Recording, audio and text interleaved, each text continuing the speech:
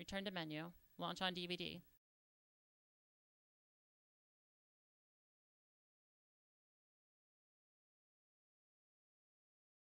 Normally I launch through Gecko OS, but all right, hello and welcome to Zelda Speedruns 2. Today specified and I don't want to get disqualified. We have a Twilight Princess any percent tournament race. This is both losers bracket round 2 and winners bracket quarterfinals. This will be Robmanpacman versus Mofat and Bruggles versus bewildebeest. Okay, good. On comms today we have Delighted and I'm so sorry, Jaquade? Yes. That's correct. Yep. Wow, Okay, fantastic. Yeah, I'm going to let you guys take it away, and yeah, we should be good to go. My 10-year Thank you very much. anniversary is coming up. It's pretty fucking nuts. I'm trying to figure out exactly when my 10-year anniversary is for partner.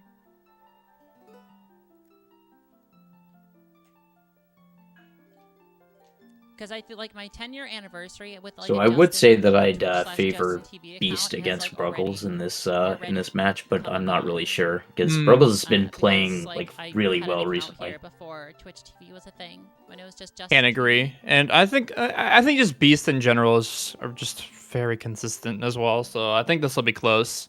Yeah, it's amazing. I'm kind of amazed that I'm still here. That's the biggest thing. I'm just like, wow, I'm still doing this. That's so cool that I'm still doing this because it's so much fun.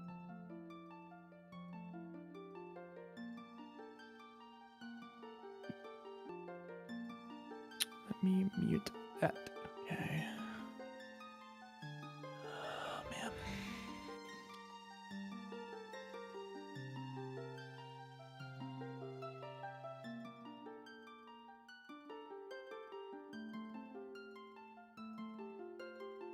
so I think both Rob and Mofat have good PBs, but they're both probably a little rusty still. Yeah, Rob has a 301.34, and Mofat, I believe, has like a 310. Mm-hmm. I don't know how well Mofat's been playing recently, but I think Rob has been playing like 10 minutes below his PB or something like that. Yeah, he's been pretty rusty since coming back, but I think he's been practicing just a little bit here and there, so see if he performs better today. Mm-hmm.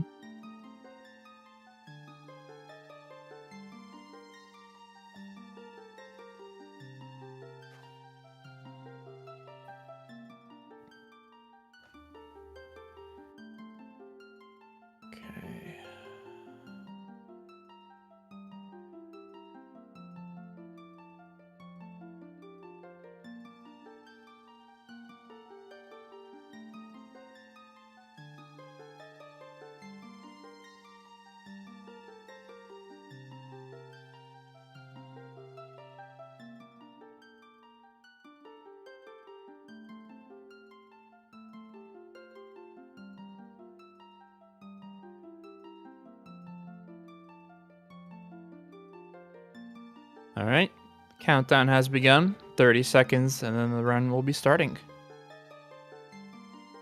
Yep, here's to wishing all of our runners good rock RNG. That'd be very nice. And yeah, good rock RNG, and just RNG in general. Good luck.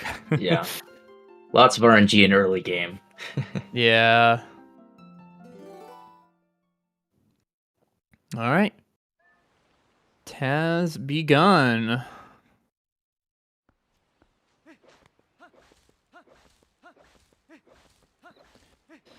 So if you haven't seen this speedrun before at all, we're going to do some crazy stuff in the beginning. We're going to basically pick up this rock, bring it to a gate, side hop into the gate, and then bonk on the other side. And then immediately after we bonk through the gate, we're going to be doing a trick called Back in Time. And Back in Time will allow us to play on the title screen, which the title screen has some very important stuff on that file, including the hero's tunic, some stories flags, the Hylian shield, Epona, all that kind of stuff like that. Did Rob go for the side hop or something there? I didn't see. I think he did. Yeah, he went for this. He messed up fast bit, unfortunately. Beast getting the safe method. So there's like 2 different methods to bit. There's a fast bit where you do the side up like Rob did, and there's also the ledge grab where you can let go and pull out the map and do the reset combination. Generally, a safe bit obviously is safe, as the name intends. You generally like only go for fast bit if you're like going for like PB attempts and stuff like that. Yeah, you don't see it super often in races. I think there's a few people that go for it, but it's not common. Like, I think Dean goes for it. Yeah, Dean goes for it, I remember.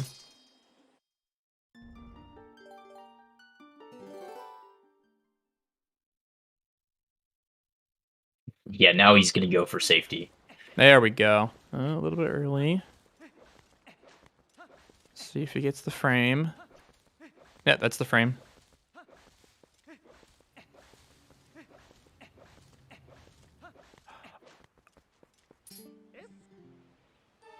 Oh, but he messed up the reset combination. Oh no, that's not good. Oh man. Oh Wow. jeez. This is why you always practice safety bit before a race. Yeah. Oh jeez, man.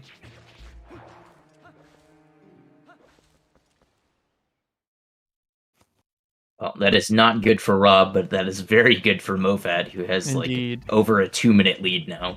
Yeah.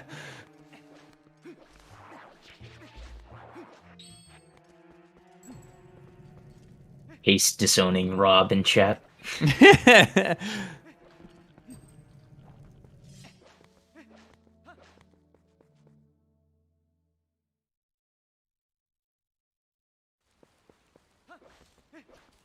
So good thing about just the early game in general, as soon as we rescue Tallow, we can actually immediately get the Iron Boots after Goats, so it saves a lot of backtracking here. It's very convenient. So you'll see a little bit after Tallow that we're going to get Wrestle Bow right away, and casually you would Wrestle Bow after Elden Twilight.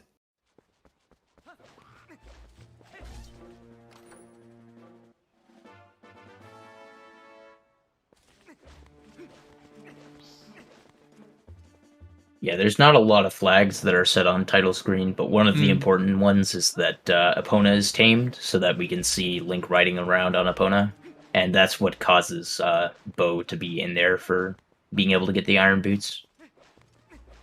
It's also what forces us to do Sword and Shield skip later. Yes, that is correct.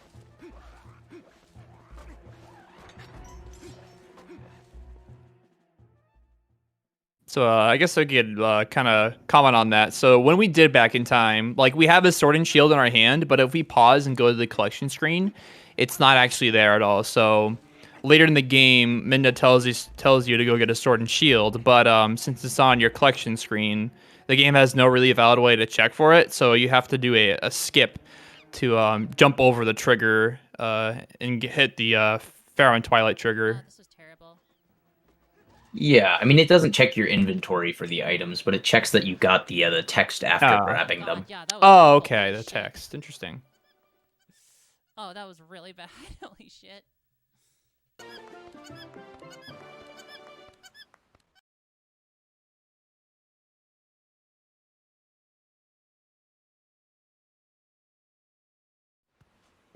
We gonna see any sub 20 goats here? Maybe. We shall see.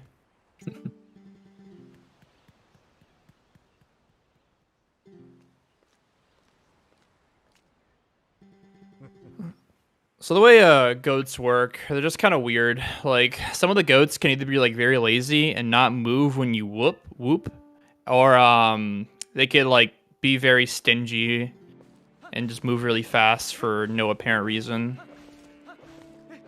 So it's looking really good for Beast right now. Those 2 guys over there. Really good. Oh no, Howard, dude.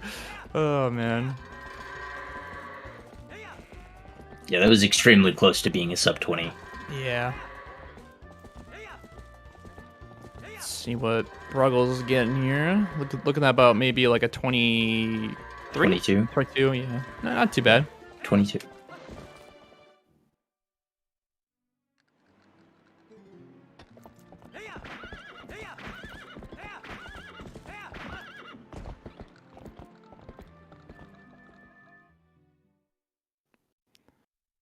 So now we got more RNG. Time to play rock, paper, scissors.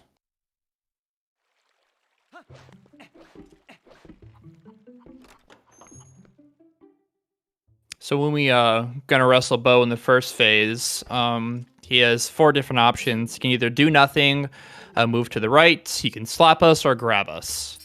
And they're all equally likely. Yeah, they're all equally likely.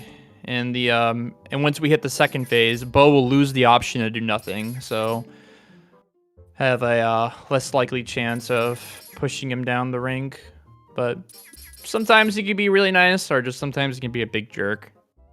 Yeah, so the 25% chance of him staying still gets converted into another 25% chance for him to slap.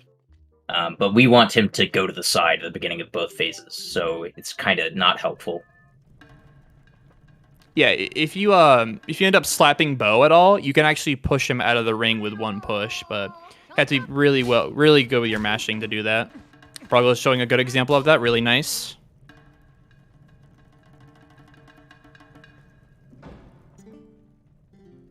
Mofat just going for the grabs, pummeling each other. Bo is decent. 2 beasts, pretty nice.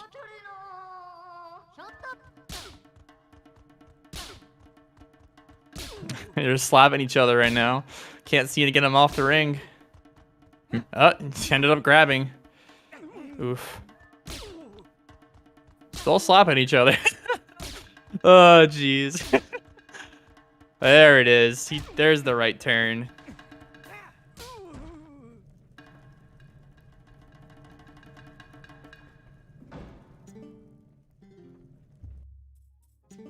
Honestly, anything under 8 minutes and a no reset is pretty good. So yeah. Bo was kind of normal, honestly. Yep. We'll see how Bo is to Rob, who needs to get a good Bo to catch up here. Yeah, honestly. He's very far behind. But we still have 3 hours of the game, so you never know what could happen. So after we are done with Bo, we're going to save our game, and we're going to start the sewer section. We're going to save our game for a very specific reason. Would you like to explain, Jaquaid? Yeah, sure. So we want a file that has a specific set of like spawn IDs and state and room ID. And Bo's house happens to work. And what we're going to do is we're going to load this while voiding out and opening file select on title screen when we're doing back in time later in Forest Temple. And that'll put us in the King Bulblin 1 fight so that we can reset and skip the cutscene at the same time to get some monkeys and some flags that are useful. Yeah, sadly Bit isn't as useful as it is in like Skyward Sword, unfortunately. Yeah, basically the only thing you can get from back in time is, well, there's like 3 things. So you can get the initial save, which is kind of useful, and then you can get boss flags, which are likewise somewhat useful, and then you can also use it to actually go to Kakariko by finishing out the King Bulblin 1 fight. Yeah. And other routes, such as Bites, we use that King Bulblin fight to get to Kakariko instead of doing Ruby Roll or Gorge Void. By the way, I don't think chat can see this, but Rob was popping off ridiculously there after that go. I didn't even notice that. Yeah, he like stood up and fist pumped and everything. It was great. Oh, man.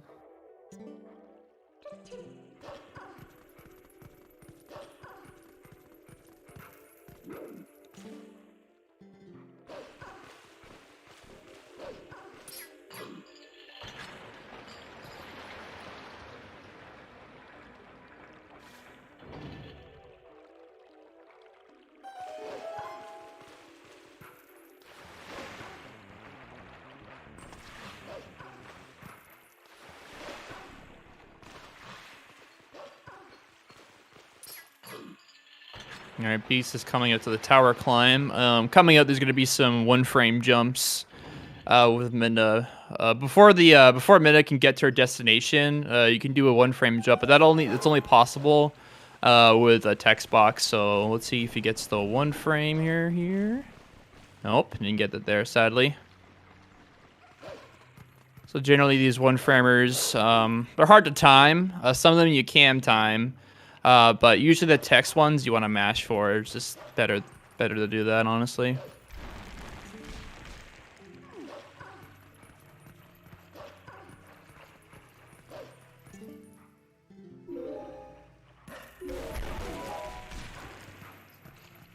See if he gets this next 1-framer.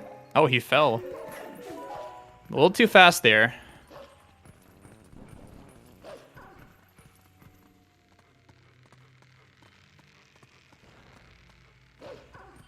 And 0 out of 4 1-framers from Beast, unfortunately.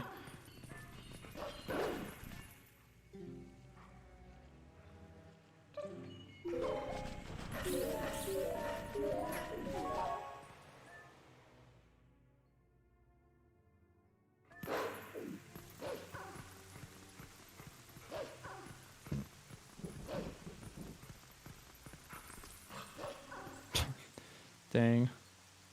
Everyone's just in 1-frames today.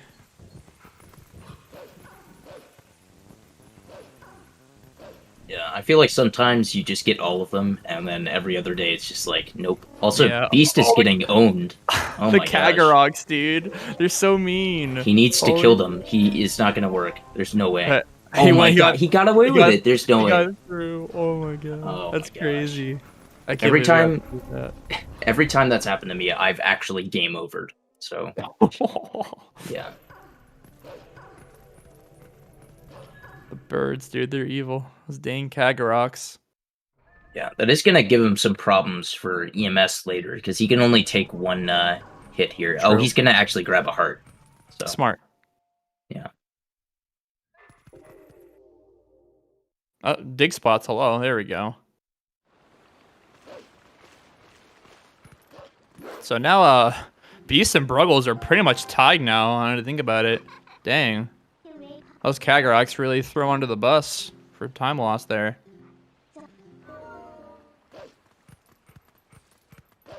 Alright, so now we got a good pal Hugo.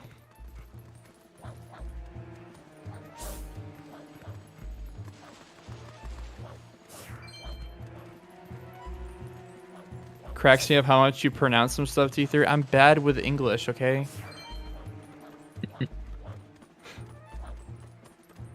Regardless, there's a lot of RNG up through Boomerang, so it's not super crazy to see like large leads at Iron Boots just evaporate in races like this. Yeah. Or double in size, one or the other, you know.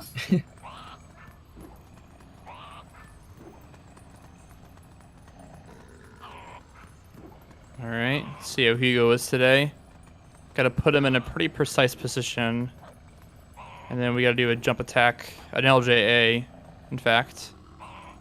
Ooh, Beast coming up just a little bit short there.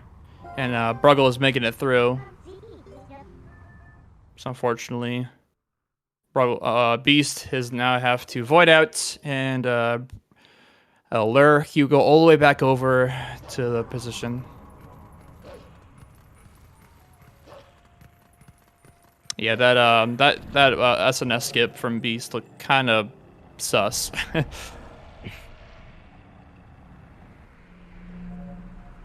Yeah, I think you develop different Hugo habits when you like can reset and when you can't reset. Yeah. So there's a lot of runners who just habitually go for really out there Hugo positions because they just figure that they can reset, and some of that muscle memory can carry over to races a little bit and screw you up. Yeah, it's rough.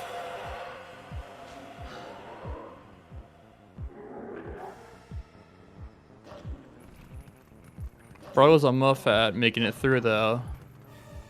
No, Rob could potentially catch up actually. We'll see. Yeah, there's a lot of game. There's plenty of places where he could potentially catch up. That's still not enough. I feel like he was too close to the wall there, Hugo. Definitely.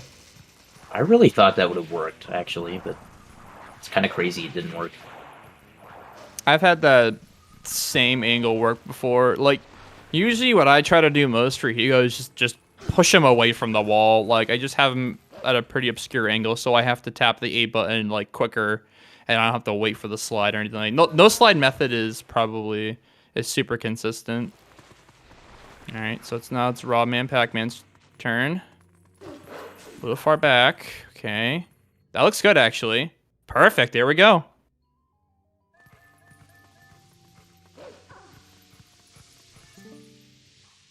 Yeah, so this is definitely not the start that Beast wanted. Yes.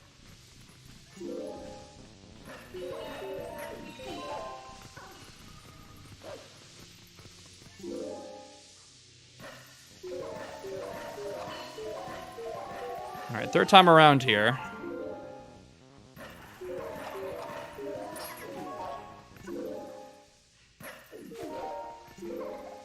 There we go.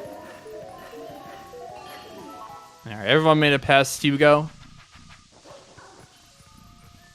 Now Bruggles is about to perform early Master Sword. He's gonna use the Shadow Beast to jump on the on a visible, like, out of bounds area. My bad, and make his way to the Sacred Grove really quickly by doing a super jump. That looks good. Nice first try. Very easy. Nice by Bruggles. Mofat's turn.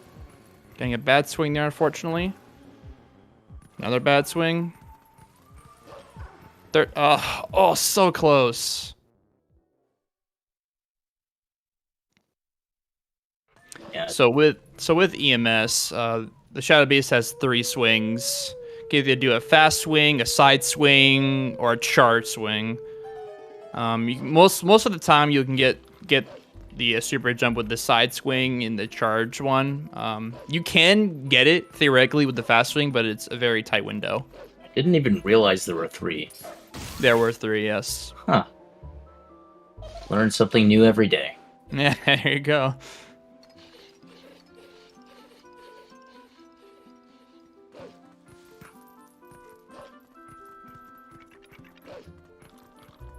All right, Mofat finally getting it. There we go. Very nice.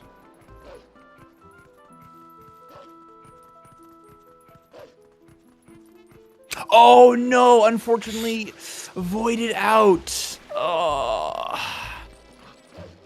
So sometimes when you make that jump to the Sacred Grove, there's like a area where you can actually void out. It's unfortunate that happened though. All right. Oh, sliding off. Oh no. So unfortunate.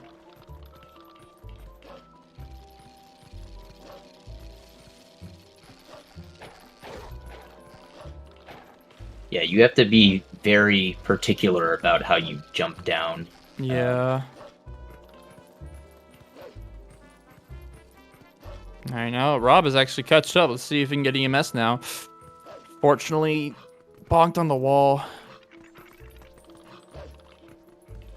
Oh no!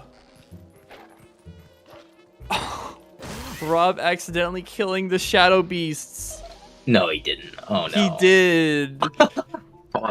I'm like seeing it a little bit delayed from you, so I was guessing at what you were thinking he did, and then yeah. Oh no. Is that run over? Well, technically he could. Yeah, he's all right. He looks like he's gonna continue. He's not gonna load the file from Bo. Yeah, it's like 10 minutes of time loss. It's not that bad.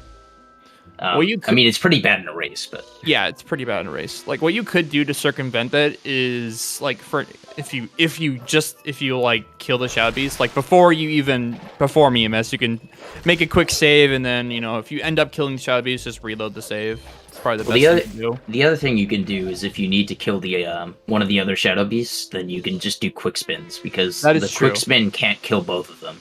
That is correct.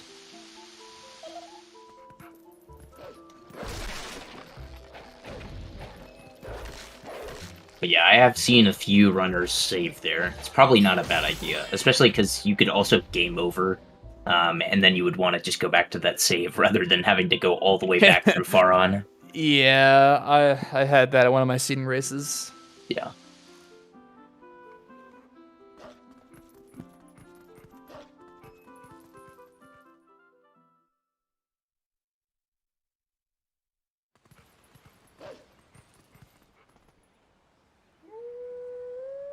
Yeah, so Bruggles is going to be the only person with like a halfway decent Master Sword time. This should be like a low 22, which is pretty solid for a race. Everybody else has had some struggles. Yeah, sometimes runners will either struggle with 3 or 4 main problems, or two or three more, 2 or 3. It's either Hugo, EMS, and yeah, Hugo or EMS in the beginning, and then sometimes force bit can get a little bit annoying, but most of the time runners can get past force bit. Yeah, thankfully force bit doesn't lose as much time as some of the other stuff. Oh yeah, definitely, yeah.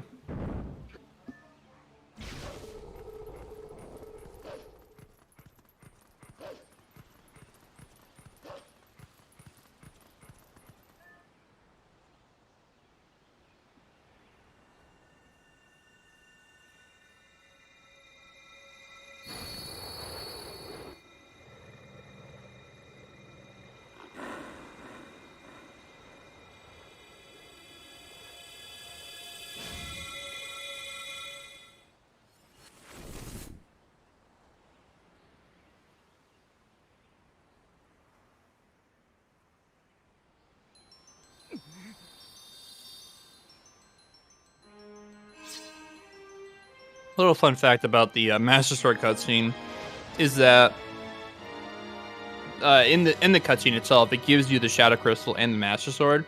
So, like for an example, if you were to just get the Master Sword, you wouldn't have the ability to transform into Wolf or Warp at all. So it's very nice that the cutscene allows us to transform back and forth and Warp.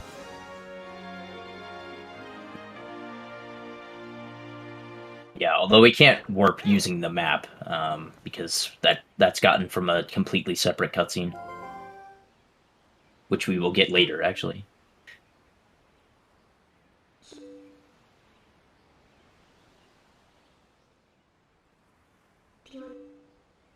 Mofat is having some issues with this puppet fight.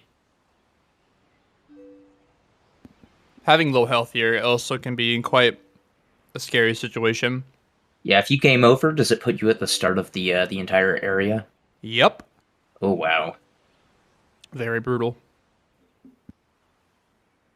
Yeah, it means you would have to hit the Skull Kid 3 times and then redo the fight with the puppets.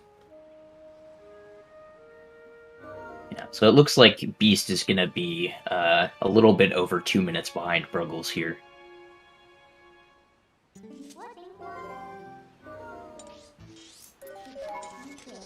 So that's definitely surmountable, but, you know, you don't want to be further behind than that when you're at these guys' level.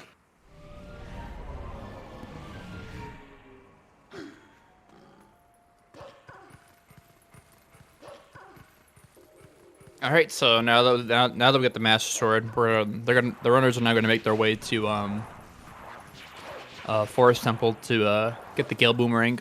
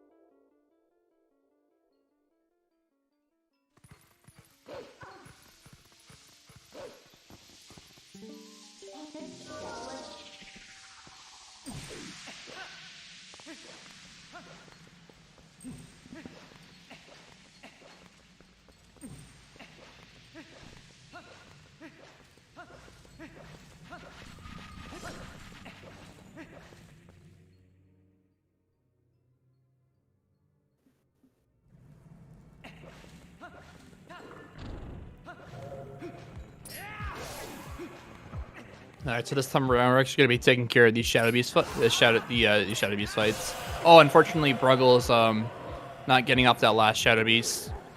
Yeah, he did jump slash the last Shadow Beast, which technically does enough damage. The problem is that the last Shadow Beast is coded so that I can only die from either a spin attack as Human Link or a midna charge as Wolf.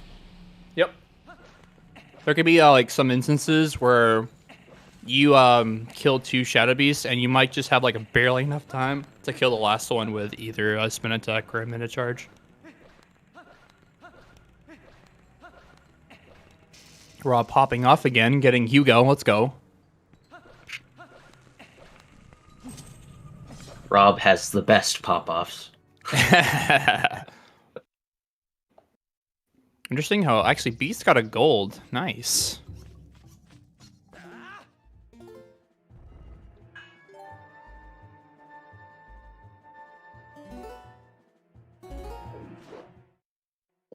Does Mofat go for Zor armor? I don't think so.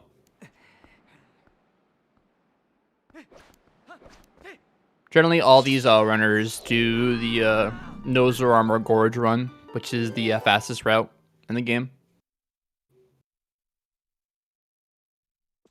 Yeah, Mofat has been around for a long time, so I'm pretty sure she goes for the no Zora armor route, because until a couple of years ago, it wasn't even particularly fast.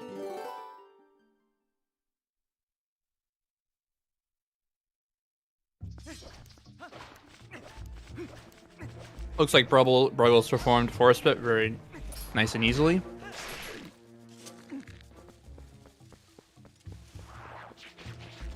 Could be taking care of these spiders right here.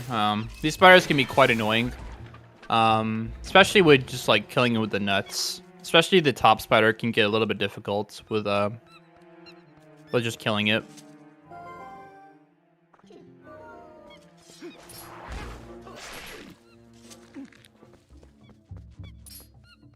There we go. Nice, good spiders.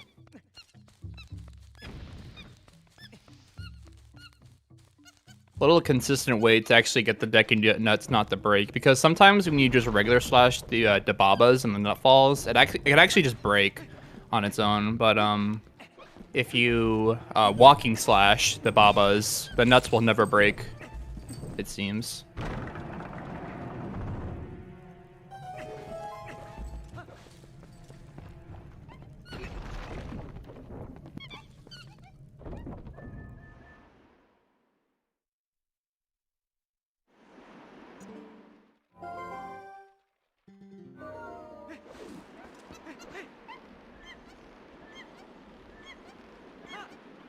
Yeah, it doesn't seem as though we're going to see any 29 boomerangs today. I think Bruggles is just going to barely get at least a 30-something.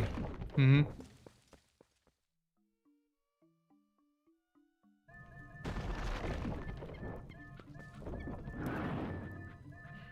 Generally, like, really decent times, like, for the early game is maybe a 21 Master Sword and a sub-30 Boomerang are the times you're generally looking for when going for decently paced runs. Yeah, that and 47 Vessel. True.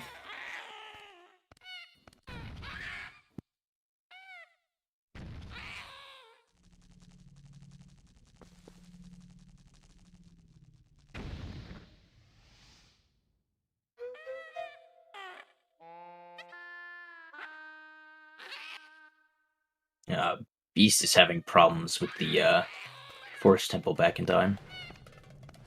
That's unfortunate. Yeah, that's definitely not what he needs to see right now. Yeah. There is actually a different Force back in time method that's technically half a second faster, and in my opinion, it's more consistent. So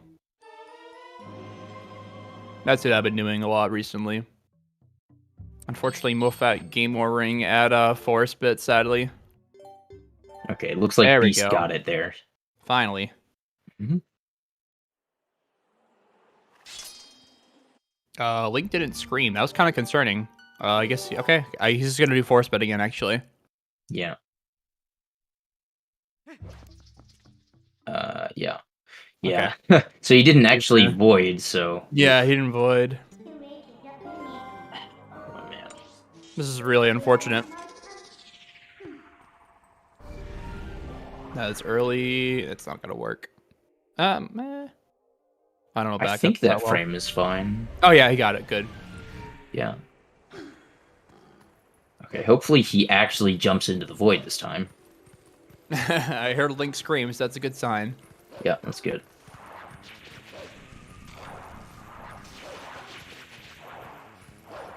All right, so you might have noticed Bruggles just left Forest Temple completely. We are not required to beat the first 2 dungeons whatsoever. We only need to complete Lake Bed to progress the game into its I don't know what you would call it, the end game state or whatever.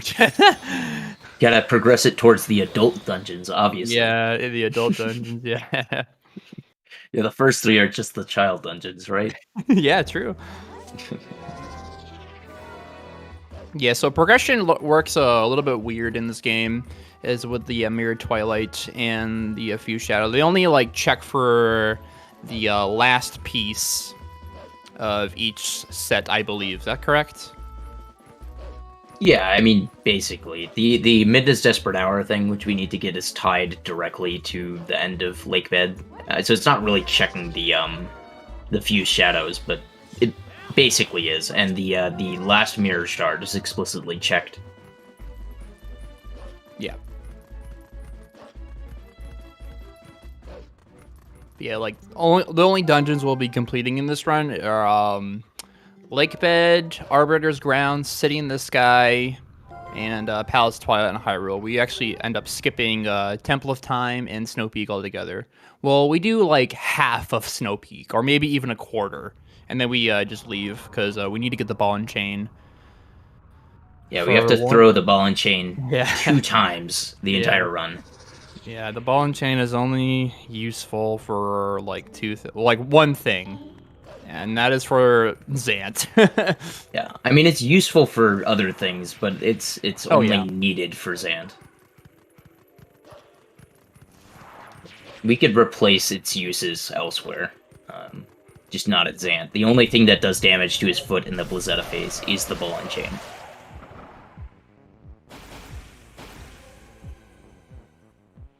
All right, so our Bruggles coming up by Gorge Void right now. It's a 1-frame trick, and he got it. Nice. You got it. Very nice. So, generally with doing Gorge Void, runners have a visual cue. They use like a line on the portal, and then whenever the line touches the top of the screen, you hit the A button, or it might be different per runner for visual cues. Yeah, also, this is looking really bad for Beast. I mean, he's already going to be like 4 minutes behind at Boomerang, and one of the ways that he could have caught up is if Bruggles missed Gorge Void. True. So, this is rough. Now Bruggles is doing a trick called Ruby Roll. He's going to LJ on top of a fence, do a 1-frame roll, turn around, land on the other side of the fence, and then he's going to line up with the fence, and then he's going to be doing side hops across, and then he's going to line himself up for an LJA, and there we go. Nice. Really clean.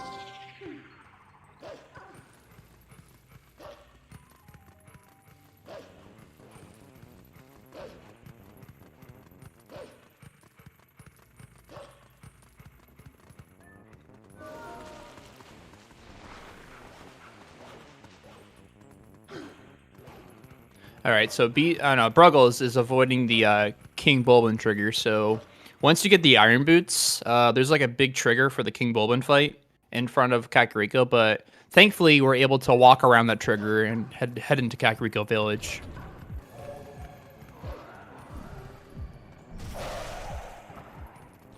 And he'll have to do it on the way out when he's leaving Kakariko here.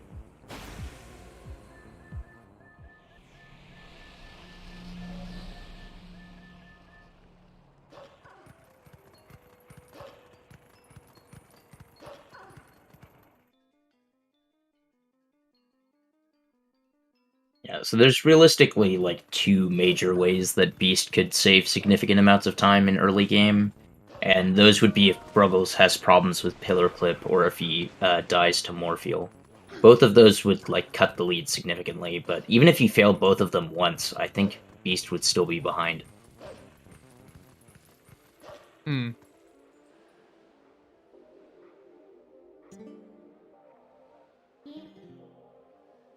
What happened to Beast? Beast ended up like failing Hugo like what 4 times, 3 times? It was a lot. I'm pretty sure it was just twice. Okay. And then he had some problems with Forest Bit, sadly.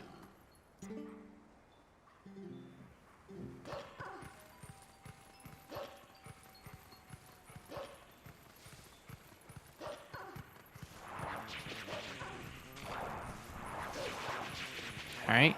So Mofat and Bruggles are now on their way to do Gorge Void. If they don't end up getting Gorge Void, they're gonna have to go get the Claw Shot first, and then get the Zora's Domain portal. Then warp back to North Faron, do Forest Escape, and then go do Ruby Roll.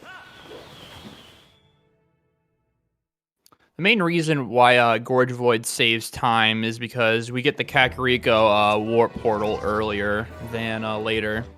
And that warp portal saves a bunch of time if we do get Gorge Void.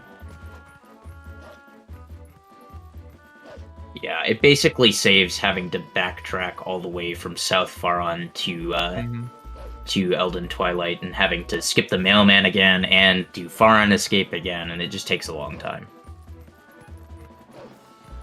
And Mofat got Gorge Void as well, Pog. See if Beast gets it. And... Hey, nice.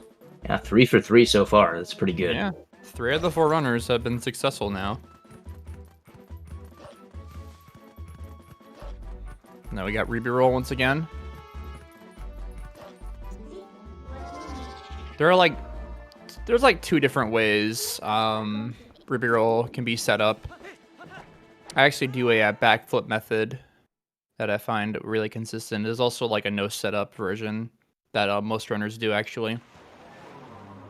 I have never seen that version that Mofat just did before. That's pretty crazy. Yeah, I was like, why are you digging so that the rupee is going to be directly behind the tree? But I guess it works.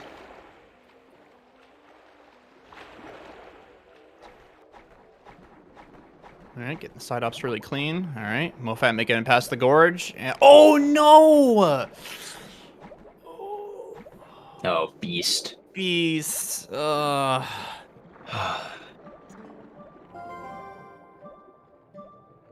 This is not going well for Beast right now.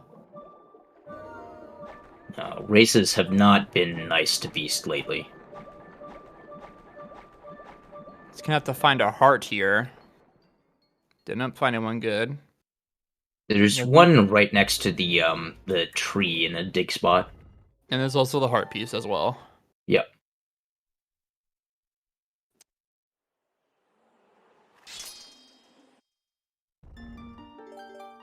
All right, try it again.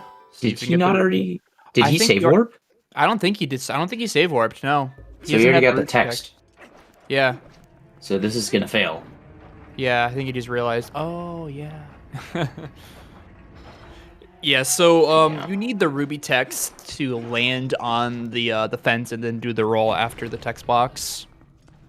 So unfortunately, to get the text box back, all we have to do is save warp. But since Beast kind of forgot about that, it's gonna waste more time here. Mofat being very cautious about the King Bowman trigger. This is a really safe thing to do, honestly, because that thing has sniped me so many times. So it's good to be safe sometimes. Yeah, it doesn't actually lose all that much time if you accidentally run into it. I mean, it would if you ran into it there. I guess it would lose some more time. Yeah. But it's not too bad if you know what the backup is.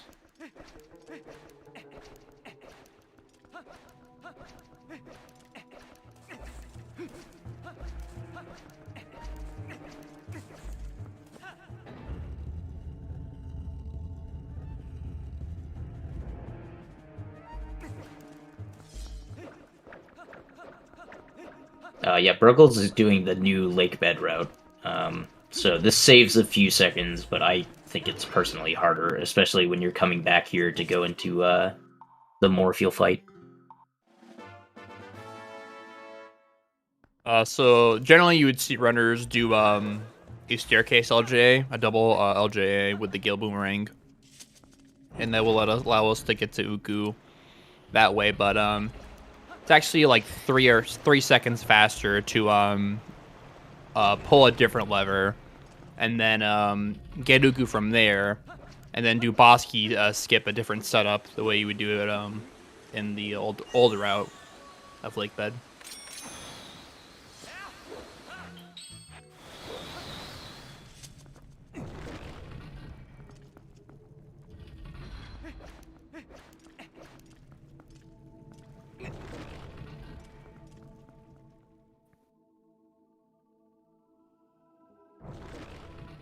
All right, so since we got early boss flags in Forest Temple, all we're gonna do is see up, and then the Deku Toad cutscene is gonna start, and we can fight him.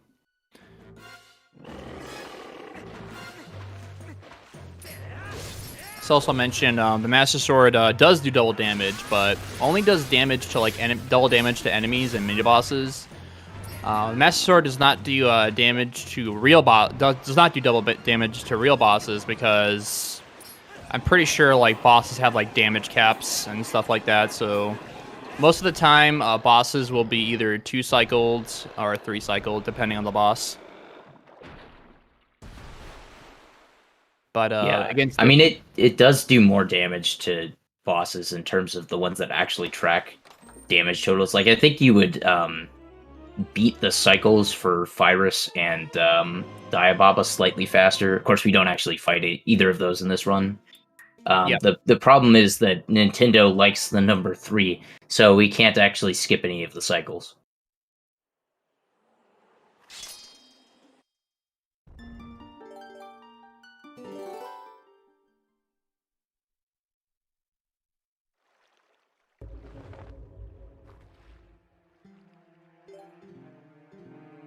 But it is useful on Deku Toad there, where we can do a 1 cycle instead of a 2 cycle. All right, yeah, but like, yeah, go ahead. No, go ahead. Okay, I was going to respond to what Keaton said in chat. Yeah, most bosses have a normal set amount of cycles, and I know Pyrus is like actually hard-coded, where it doesn't actually matter if you do damage until the 3rd phase. He just literally has to fall down 3 times. Like, you can literally wait for him to stand up after the first 2 hits, and then just hit him on the 3rd one, and he'll be dead. What the heck? Yeah, it's very dumb.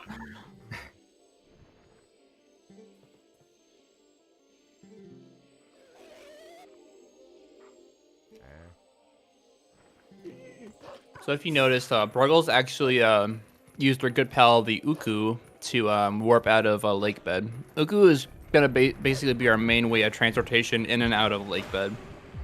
Because after we unfreeze Lake Hylia, the water is going to be so high up that we won't be able to do Pillar Clip. Man, Beast is really struggling today. Yeah. I wonder how much sleep he got last night. I know last week he had like hardly any sleep before the race.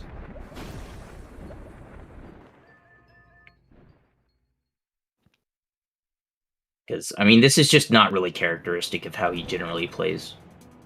Yeah, generally he's just very consistent, but, you know, some runners just have an off day. There's always that chance where, you know, you just might not just play as best as you should. Going for Kakarot clip on Bruggles, nice.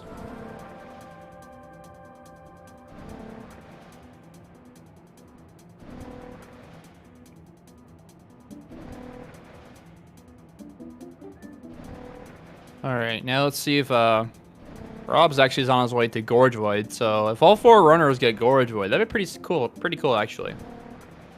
Yeah, Mofat is having some serious problems with Pillar Clip. That's at least twice that she's failed. Oh no.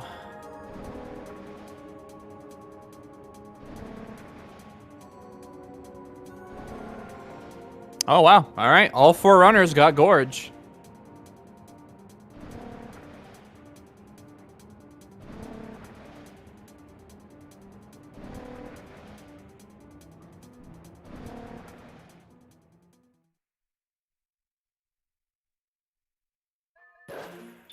Alright, Beast getting Pillar Clip, nice.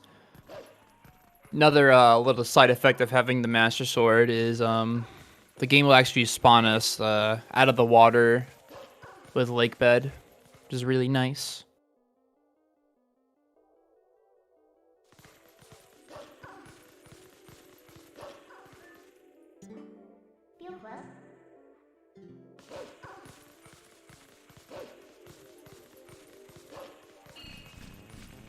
I mean, as Bob Third said in chat, the race isn't over until it's over, but I have a really hard time seeing how Beast is gonna pull this back. True. Unless Morpheal is mega mean, that's probably the only way I see this race. Yeah. Beast catching up. Bruggles would have to have like some seriously bad luck throughout the entire rest of the run, given how consistent he generally is at execution to have to actually lose this.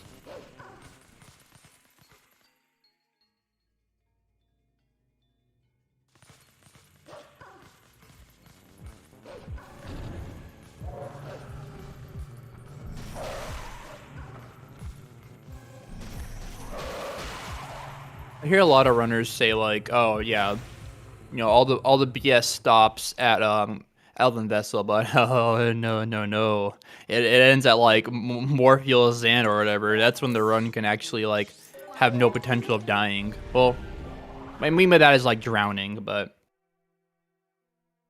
yeah, pretty much after Morpheus, like generally the run is pretty safe after that. Nothing really like deadly can happen. Yeah, I mean, I've had it a few times where Arolfo's skip decides to mess with me for like 2 minutes, but that's pretty rare. Yeah. Yeah, like you said, there's like a few things that can lose like 20 seconds or something, but usually late game is pretty consistent. Yep.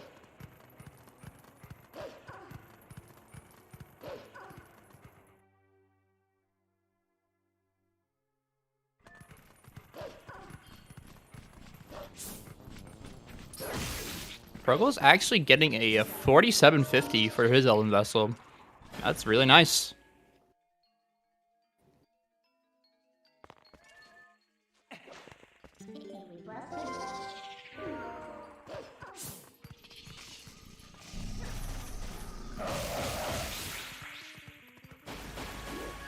Alright, Beast now doing Deku Toad.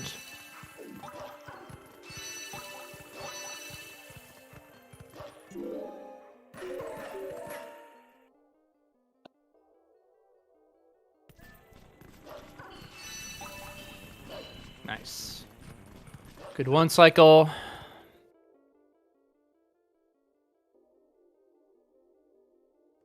So most of the Twilight sections get actually pretty. I think the Twilight sections are probably pretty cool. Now you have the Master Sword. There are like a little special tricks you can do inside the Twilight sections for each of them with EMS.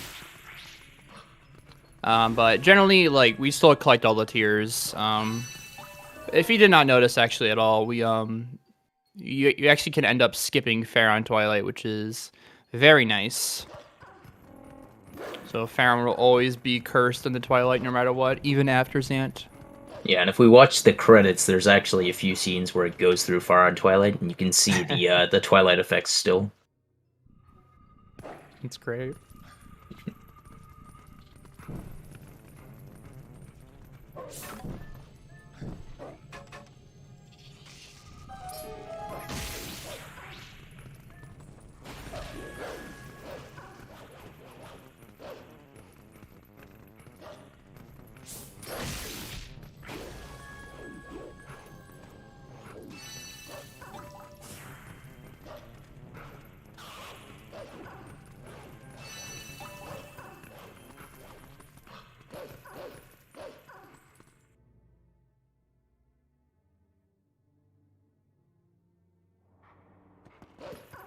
Alright, Bruggles is about to go to this abandoned house, and this abandoned house can either has a chance of having a 10 ruby or 5 ruby or 2 1s, or even just a 1 in it, so let's see what kind of ruby RNG he's getting today.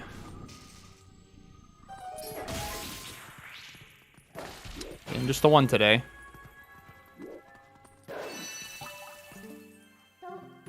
The ruby route for this game is actually, I really like it. It's it goes along with the run really cool, in a really really cool way.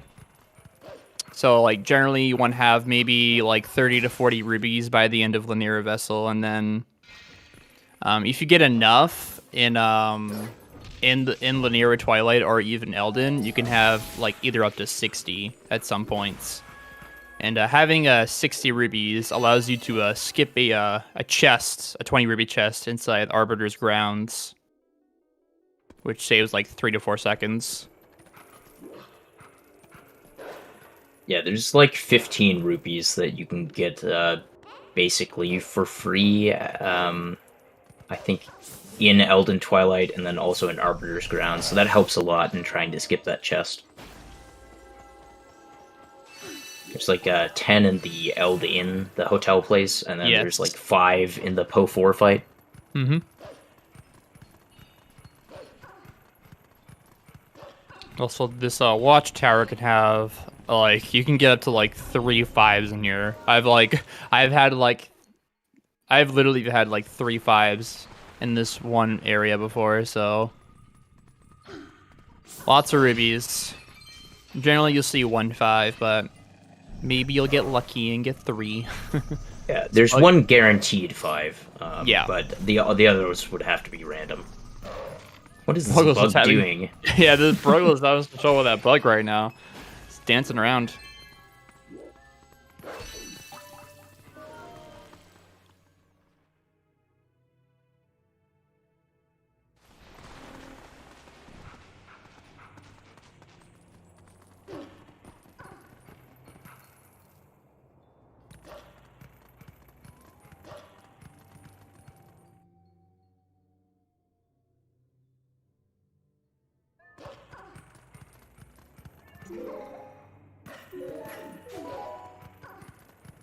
As soon as Bruggles completes Elden Twilight here, he's gonna warp back to Death Mountain and then grab the meteor to unfreeze Zora's domain, so then he can start Linear Twilight as soon as after he melts or unfreezes Linearu.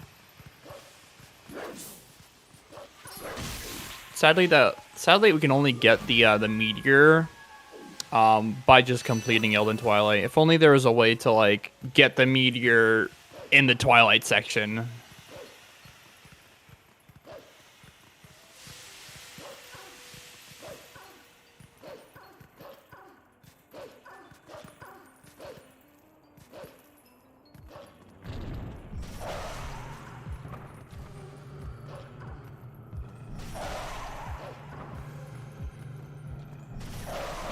Very clean, like that was a very clean Death Mountain from Bruggles there. I really like the movement. The movement in this game is probably one of the very strong suit of this game, and I really enjoy it a lot.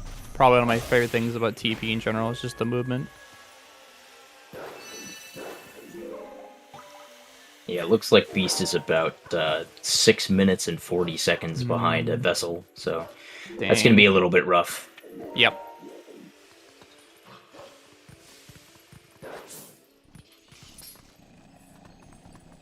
Beast is gonna have to like pay off Morpheal to like to give Bruggles some struggles.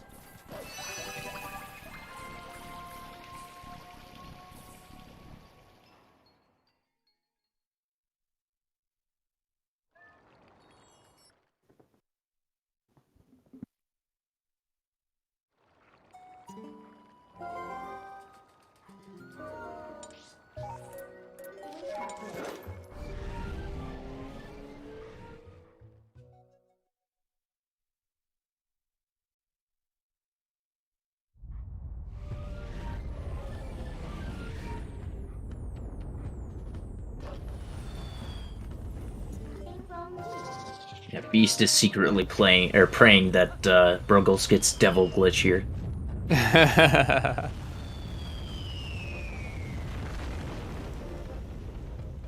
that would catch him up pretty quickly. I don't think that's going to happen, though. Yeah, it's pretty rare. I mean, I think it's more rare than anything in the game. Yeah, it's only happened once. I think basically every single other mystery glitch has happened multiple times.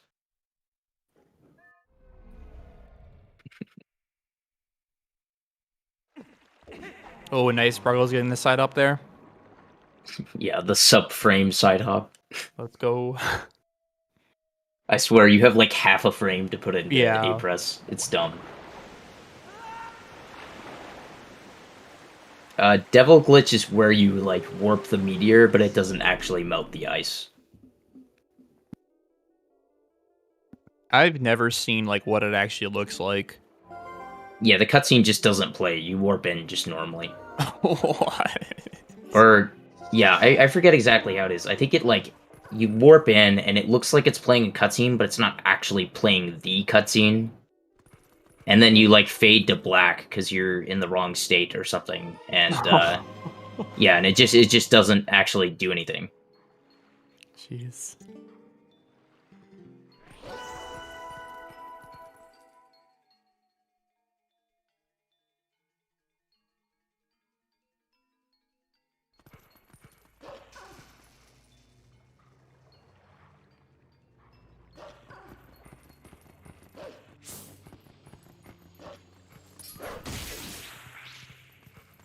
I know the meteor doesn't despawn from Death Mountain, but it would just stay there, and you could, like, warp it back an infinite number of times, but it would never actually melt the ice. Yeah. Ooh, Beast getting a 10 ruby there. Nice. He's got 70 rubies because of all those Hugo attempts and ruby roll attempts as well. So he's more than set for ruby count wise.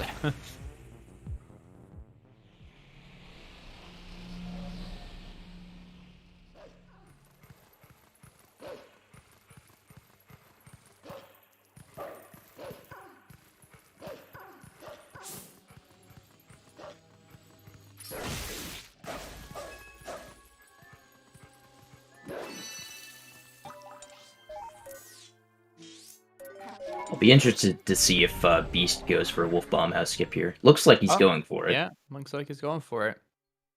So there's an alternate method of doing a bomb house skip here, and that looks good. And Yep, yeah, that was very nice.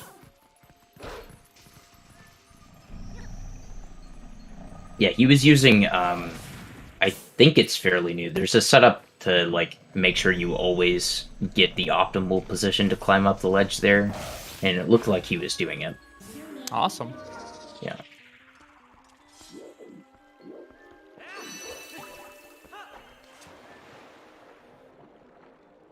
Bruggles about to go for water side hop or waterfall side hop. The 3-frame trick. See if it gets the right frame, and yeah, He's it gets early. the right... Oh no, got it. No, it worked. Yeah. Yeah. Yes, Brandon, it is possible to do Wolf Bomb House skip in HD, but it's insanely difficult. Yeah, everything works the same except you have to hold perfect up. That's all. Yep. And that's basically impossible without an input viewer. Yep.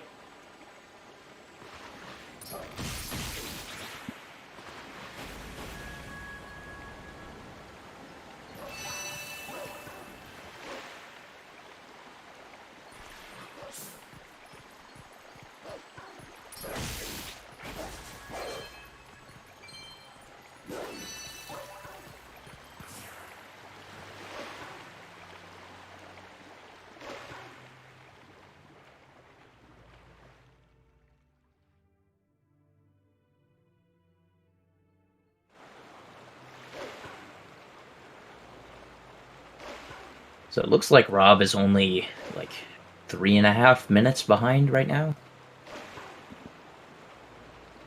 Yeah, it's got up a decent amount, actually. I think Mofat just had a lot of problems with Pillar Clip. So, thankfully he's playing pretty decently, actually.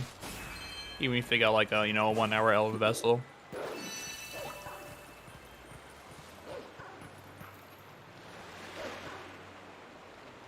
Yeah, I mean, he lost like not quite 10 minutes to killing the Shadow Beast at EMS, so I mean, if you take off 10 minutes from that time, that would be like a 50 vessel, which is actually solid. Yeah.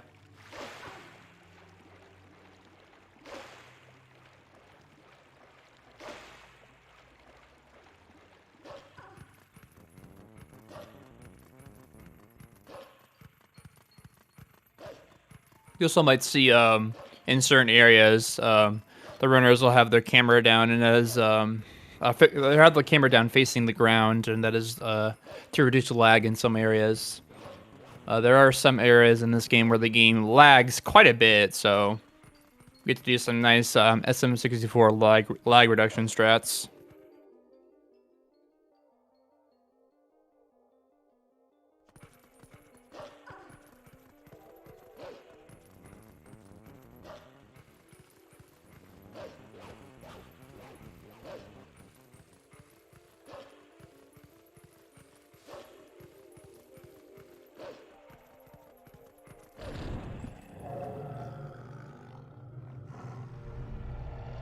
Yeah, unfortunately, the GameCube guts of the Wii console are not good enough to actually handle the the graphics of this game. Yeah, it's unfortunate. It'll happen again in Desert. Oh yeah.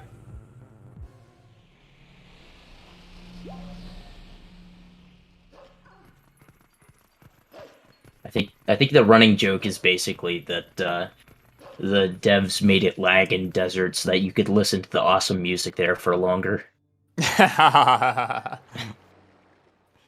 It's good music.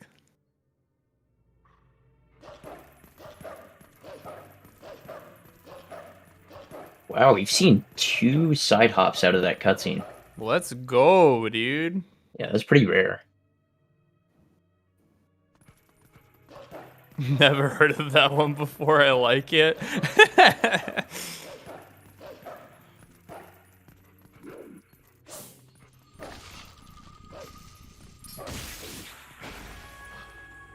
Yeah, generally when I think, well, like what I think is when the game lags, I just think, yeah, this game's just not optimized for the GameCube at all.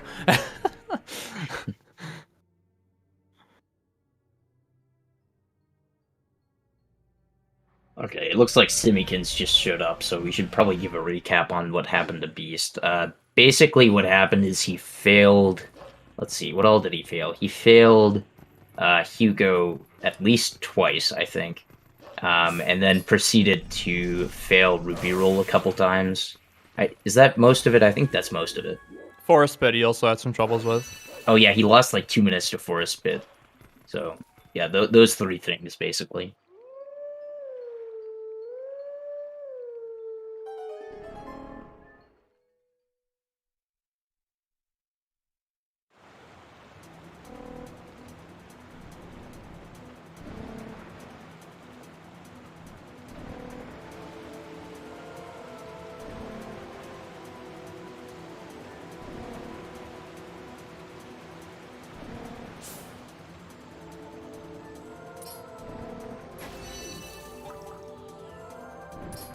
So, with regards to Mofat and Rob, I believe Mofat had problems with EMS and also Pillar Clip were the main things. There might have been more, I forget, honestly. And then Rob actually killed the Shadow Beasts at EMS, so he had to load the bow save.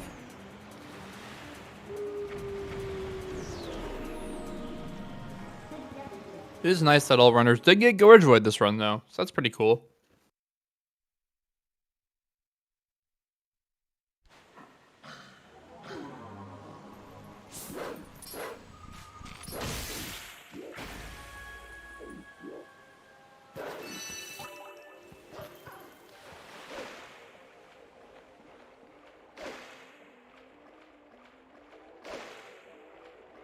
Yeah, I mean, Bruggles is still having a pretty decent run, though. He hasn't really messed up anything in particular. It's just been, like, movement flubs throughout, and, you know, bad RNG on bow, stuff like that.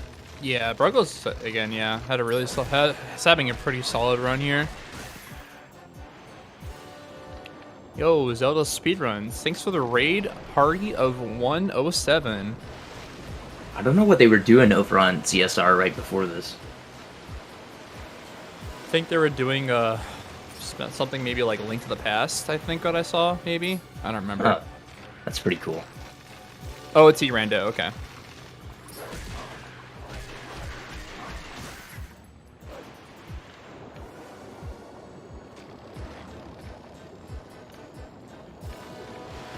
Alright, Beast getting waterfall side up. Nice, good stuff.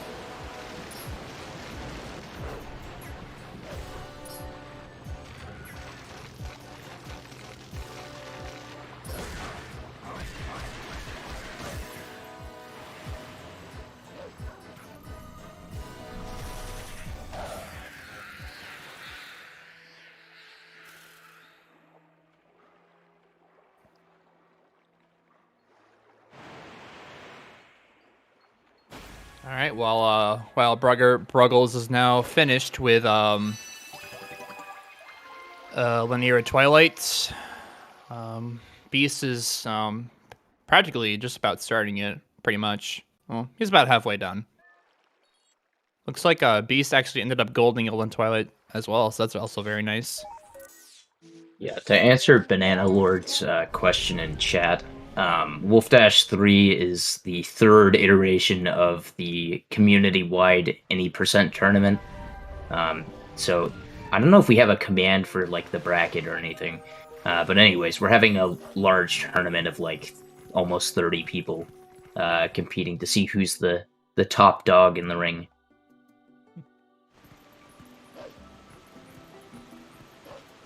Yeah, there's a lot of new runners this iteration of Wolfdash, so it's really nice to see a lot of new people coming in. Yeah, there's at least I think there's at least 13 people in the tournament who either have sub 3 or are very close to it. So it's crazy. Yeah. I'm generally an HT runner, but I decided to run ST because I wanted to participate in Wolfdash, and I have a 307. So close, so far. I mean, a 3 hours and 7 seconds time. I mean, not 307. Yeah, but yeah, not a 3 hours and 7 minutes time. Yeah, 3 hours and 7 seconds.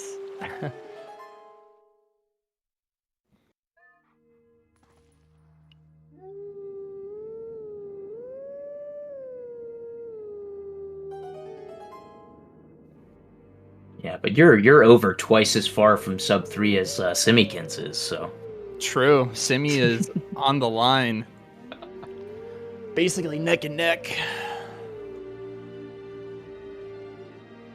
Yeah, I'm pretty sure I'm just gonna like skip 301 and 3 flat and just go straight to 259 when I get it. We'll see.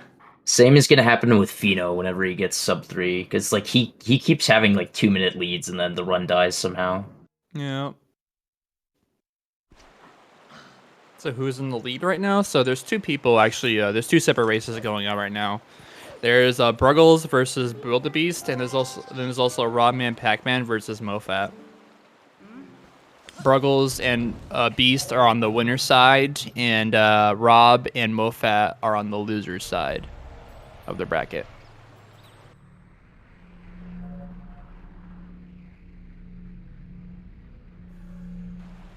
So right now, Bruggles is leading against Beast, and Mofat is ahead of Rob.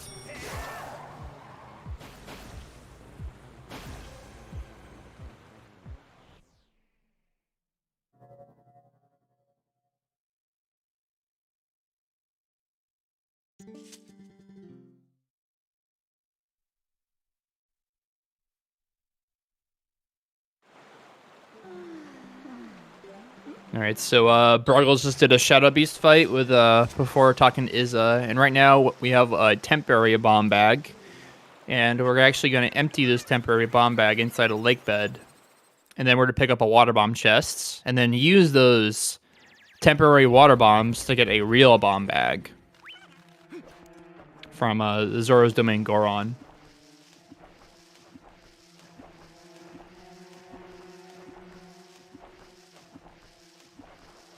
And yeah, Bruggles is like 7 minutes ahead. Yep.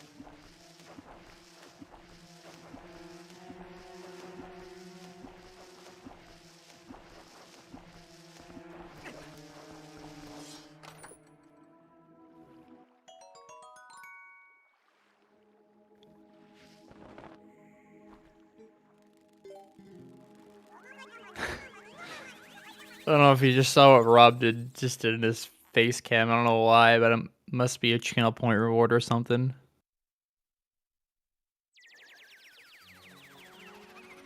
Anyways, Bruggles is now going to make his way up to Zoro's Domain. He's going to free the Goron, get a real bomb bag, and then he's going to have to empty that real bomb bag and then get water bombs, because we're going to be doing a glitch called Swimming with Water Bombs to fight Morpheal, or an air refill glitch, whatever you want to call it.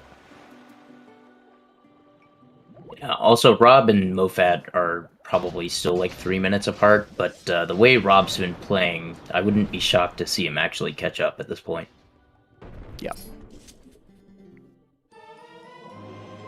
I mean, other than the Shadow Beast flub, his run has actually been pretty solid so far.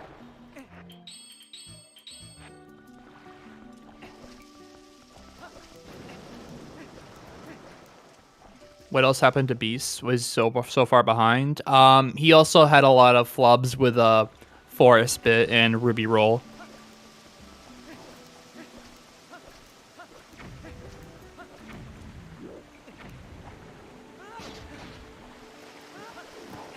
Oh, getting the cool side up. Let's go.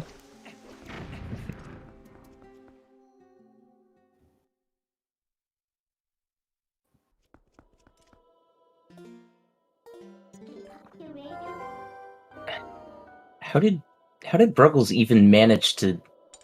What? He, like, pulled up the pause screen and Z at the same time rather than the map and Z, but those aren't even, like, close to each other in terms of buttons. I don't know. Maybe he was doing the controller reset thing and just, like, kind of failed. Yeah, the controller reset. A map glitch. Yeah, fun fact, I fell into the water today here, and still got a 127 lake bed. Nice. Yeah.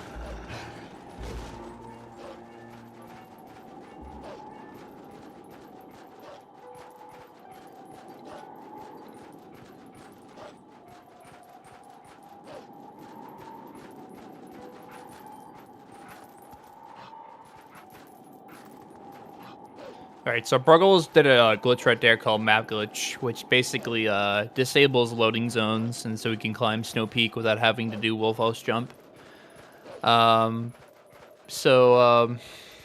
After he's gonna bonk into the snow, he's gonna have to howl at a Howling Stone, and that will actually force load the game because it's a cutscene, and that will actually disable Map Glitch.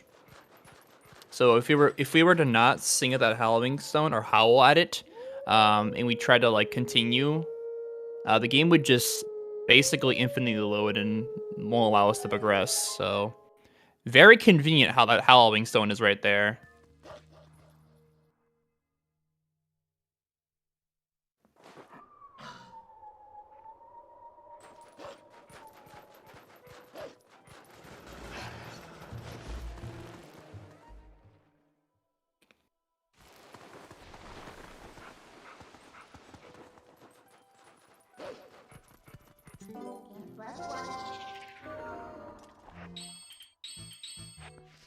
Yeah, I'll most likely be going up against Marco after my race.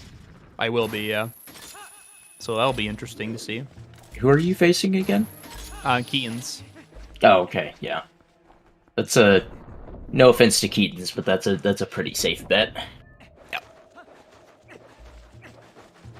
It's kind of weird, because Keaton's is one of my channel mods, so...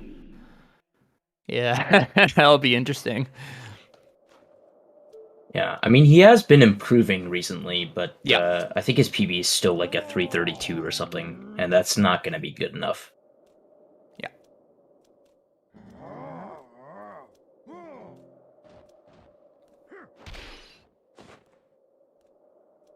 Yes, that is correct, Pringle. Beast and Bruggles are in winners, and Mofat and Rob are in losers.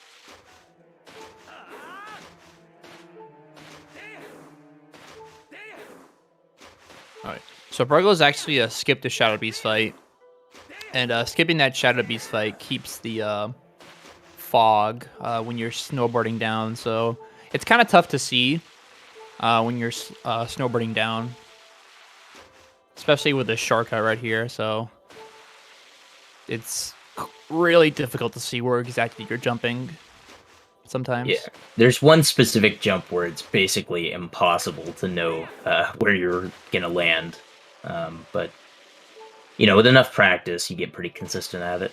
Yep. All right, is Bruggles gonna go for the tech skip? Nope, he's not. Okay. No. Damn it. He does what I do. He just like goes full bore, trying to get as far as possible. True.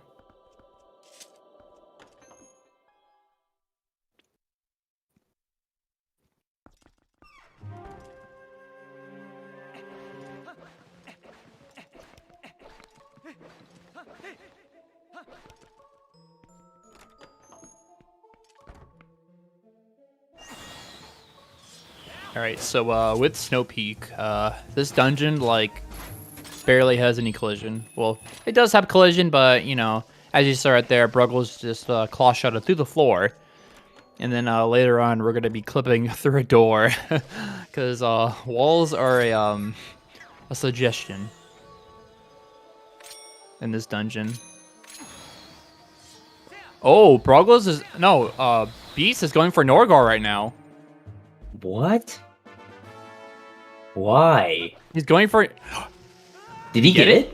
I think he got it. Oh my gosh, there's no way. There's no way he just got Norgor. Oh, he didn't? Oh. Oh, sad. He didn't drop the bomb at the right time. I mean, I think he figures he's gonna lose anyways, so he's just going for everything.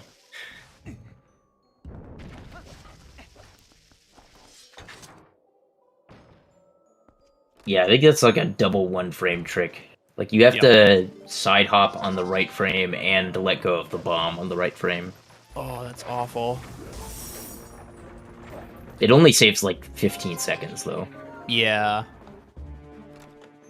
Nobody goes for it unless they're truly desperate.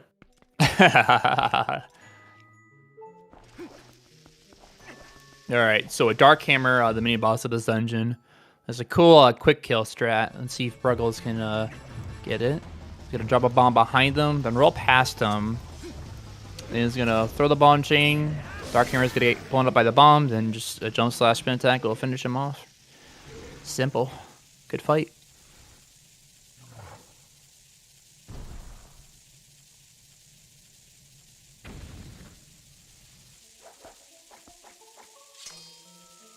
Alright, now that Bruggles has gotten the ball and chain, he's going to grab a 100 rubies, two 100 rubies in Snow Peak. There is one beyond this door of the mini-boss, and then there's also one at the beginning of the dungeon from a bubble. And hopefully the bubble does not fall out of bounds. And it did not. Nice. Good, good.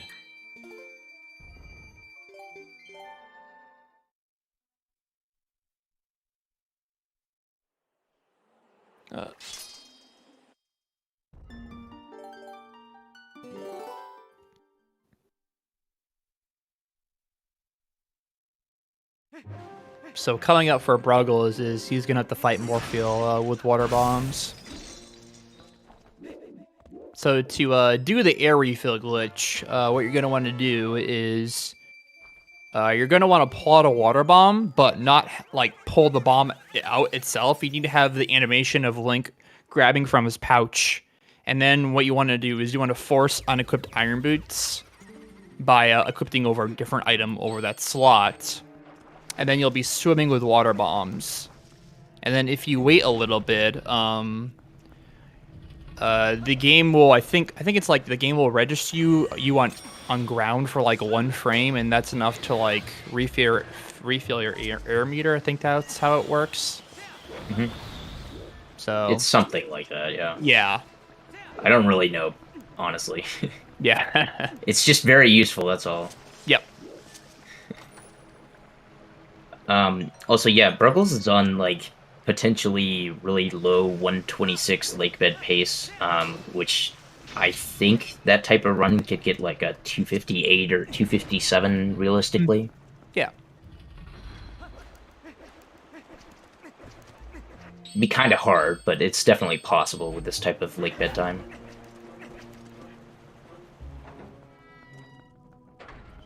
All right, so Bruggles is not going to be going for a boss key skip. This is the only boss key skip in the game. That is because doors are tied to their loading zones. But since entrance to Morpheal is a grotto, there it is. Yeah, you can just hop right in there. It's nice that the staircase has collision out of the inside the railing, so we can just kind of sneak on that and then clip through the shell casing door of the boss room.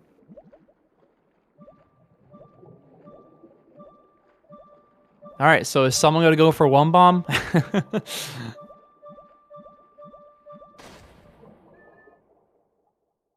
I guarantee he's not going to go for one bomb. Yeah. I think he is of the opinion that I'm of, which is that you don't go for one bomb in races. Okay. Okay. Thankfully, Bruggles did have barely enough time. So a little fun fact about spin attacks in this game. Clockwise is like a couple frames faster than counterclockwise. So if he did a counterclockwise there, he probably wouldn't had enough time to pull out the water bomb there. So doing clockwise for Morpheal's eye is actually way more. It's a lot safe, a lot more safe. Don't you get an automatic clockwise spin if you do a jump spin? I mean, I know the jump attack yeah. takes longer, but Yeah, you get an automatic if you do. Oh, this is looking like pretty decent RNG. But again, I don't think he's gonna go for one bomb. no, he's not gonna go for it, right? Oh, okay. He unequipped it. I was like, oh. Yeah, he's playing it safe right there. You can go for a strat with Morpheal if you get good RNG. It's called one bomb. You can basically just kill Morpheal with one bomb and just get regrabs, but it's very luck dependent. Yeah, we've seen a few people go for it, and it usually does not turn out well in these races. All right, very solid Morpheal from very solid 2-bomb from Bruggles there. Really nice. Very solid. Yeah, usually Morpheal is not super bad. Occasionally you can get 3-bomb or like maybe 4-bomb, but having anything worse than that if you know what you're doing is kind of rare. Do you go for 1-bomb in PB attempts or at high level? Pretty much, yeah. I mean, if you want to get a 254, you kind of have to. Yeah. I mean, it's not absolutely required, but it definitely helps.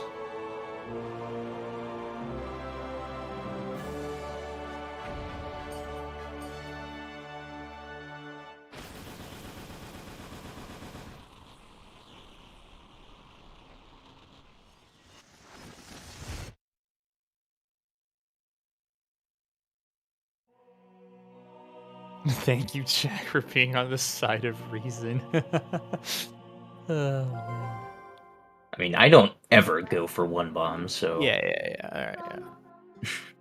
Yeah. I'm like Mr. Consistency, and I just do everything as consistently as possible. Mm-hmm. That's why I always get the same time. 304. 304, 304, and 304. Yep.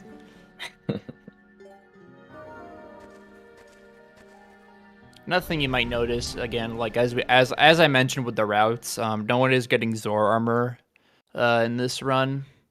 There are some routes that do get Zor armor, which I think are better for race. I think are better for race oriented settings, but again, it's the runner's decision to do the routes. I personally think doing a Zor armor route is better for a race setting, because with Zor armor you don't drown at all. And Morpheal is not as annoying. Yeah, basically it's a trade-off between whether you think you're better at Epona slides or better at Morpheal. Right? Yes, pretty much. Yeah, like I wouldn't trust myself at Epona slides, but a lot of people are pretty good at it. I think you can also like buffer the Epona slide there, which makes it a little easier. Yeah, you can do an item wheel buffer, or you can do it unbuffered.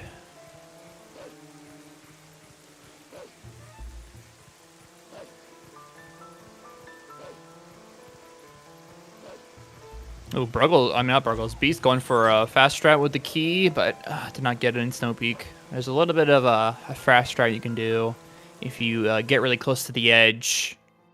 See if he gets it again here. Ah, unfortunate.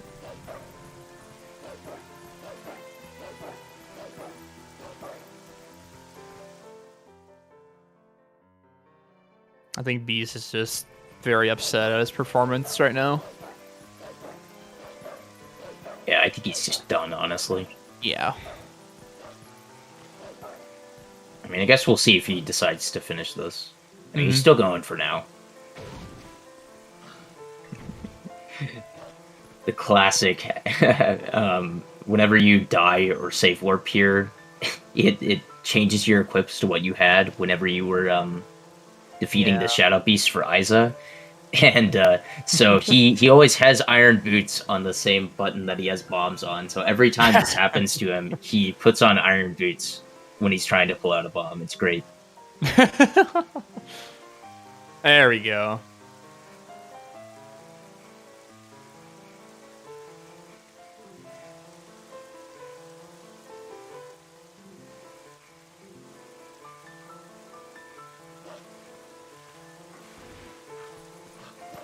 Yeah, that's not something that I see people go for very often. That LJA there. I used to do it, but then I was like, yeah, this is really dumb. That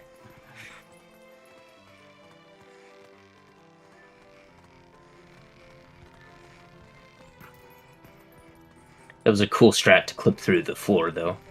Oh, yeah.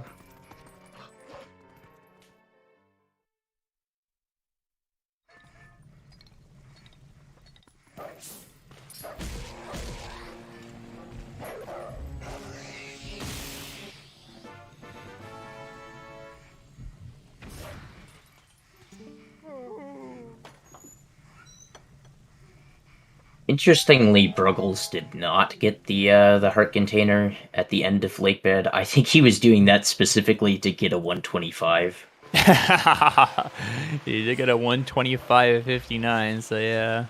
Safe. Yeah, that could come back to bite him. I think he's had the experience before of soft locking on King Boblin 3 during a race by getting game overed, but so hopefully he'll know to be safe here. Because that's basically the only way that Beast could possibly catch up.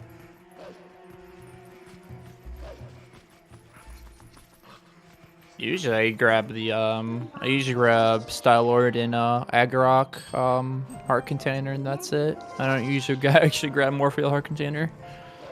Yeah, the reason to grab Morpheal heart container is just so that you have 4 hearts going into the King Boblin 3 fight. It's mainly just a race thing. Where it's like a little bit of extra safety, that's all. Okay. But the Stallard one is in fact faster, so if you're gonna grab 2, you should really just grab the Stallard one and the Argarok one.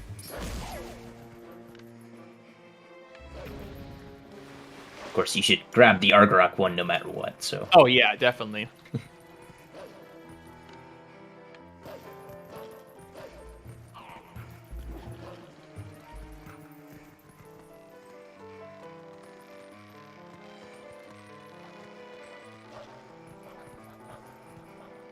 Alright, Beast is on his way up to tower once again.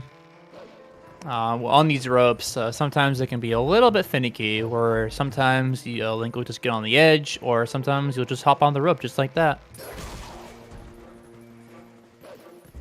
Ropes in Zelda games are very bad.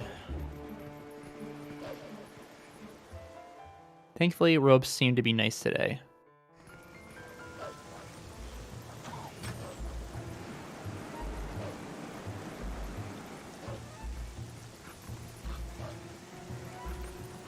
Wait, HD can get away with what, Simi?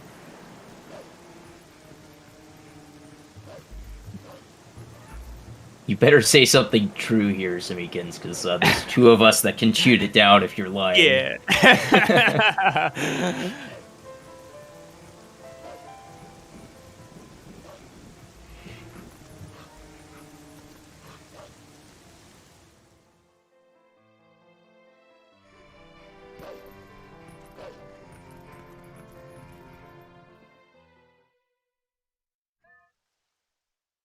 Imagine being an HD runner. Cringe. Wow. That hurts. Oh, yes. Skipping city. That's true. Yeah. Oh, yeah, because fall damage is reduced in that game. True. Yeah, although basically everybody just gets City Heart Container and then, like, probably none of the other ones as well. Yep. I know that's what I did. Sometimes it's nice to get the, one of the ones before Snow Peak for safety, but... I mean, at this point, you pretty much have to grab hearts right before Snow Peak no matter what, so there's really no point in grabbing a heart container. Yeah. I remember when I started getting more competitive in HD, I used to like literally just pick up 0 heart containers. Yeah, that's kind of crazy. Yeah. going into Palace with, like, I don't know, what would that be, like a heart and a half? That's pretty crazy. Yeah.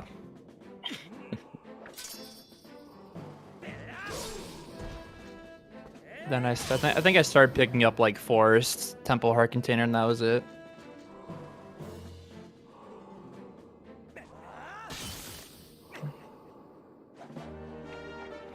All right, Bruggles just got Ending Blow. We do need Ending Blow to finish off Ganondorf. So it is required. All right. Ooh, Beast got some pretty good RNG here from Morpheal again. I think he's going for it. He might. I mean, he went for Norgor. Of course he's going for 1 bomb. He's not going for 1 bomb. Well, he didn't get the RNG to go for 1 bomb. That is true, though. Like, he had enough air, I think, but Morpheal didn't go the right way whenever he got off immediately.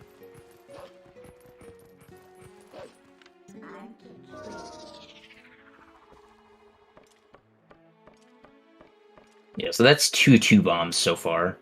Pretty solid. Mm-hmm. Well, assuming he gets this regrab. Oh yeah, regrab. Yeah, you got it. Nice.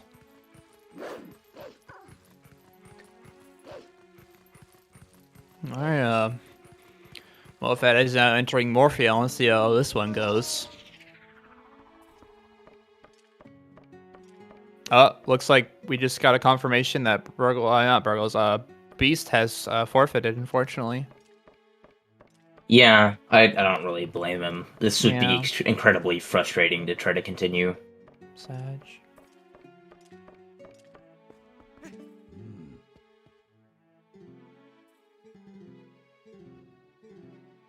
And, I mean, Loser's Bracket is competitive right now, but he has a pretty decent shot of making it pretty far there.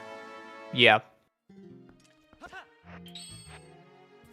I would finish, but it's late here. I just want to go to bed. Understandable. Rest is important. What happened to Beast? Beast had a very unfortunate early game and just kept spiraling down. So ended up he just decided to forfeit after Morpheal.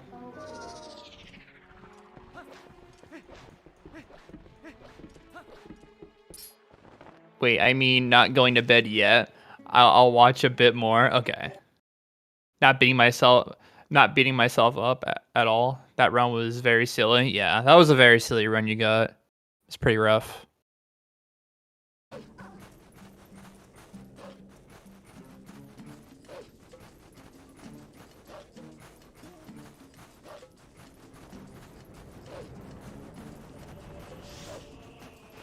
All right, Mofat getting past Morpheal as well. Nice.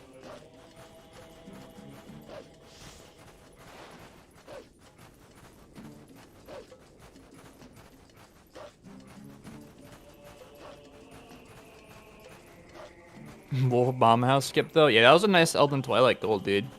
Good stuff on that.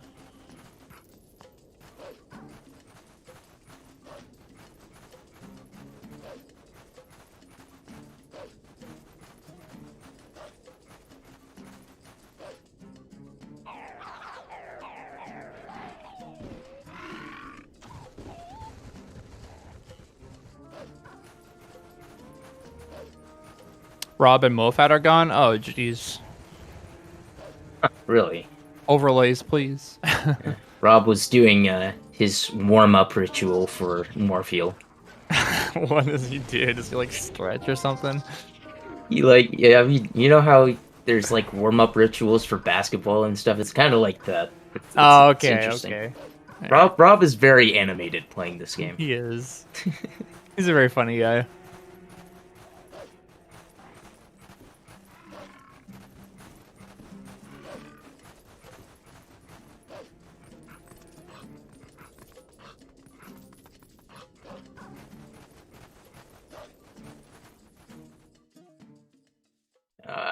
Okay, Bruggles had some issues trying to get through the fence and the wall there. That fence is so annoying to get through. As Wolf, I can never do it as Wolf. Yeah, when you're Wolf, sometimes Wolf Link will like turn his head to look at enemies. So in this case, those would be the boars that are nearby. And if he's looking sideways, it becomes extremely difficult to try to actually get through that gap. Okay.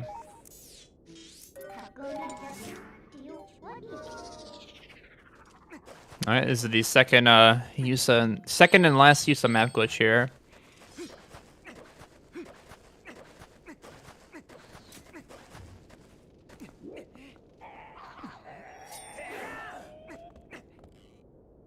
It's gonna go on some out of bounds collision. And he's gonna do a jump attack into the void. And since he won't void out, this trigger actually extends infinitely out of bounds, so gets instantly put on the cutscene. And there we go. Just like that. And then just need 3 clean spin attacks. Uh-oh. Okay, yeah. Just playing it safe. Okay.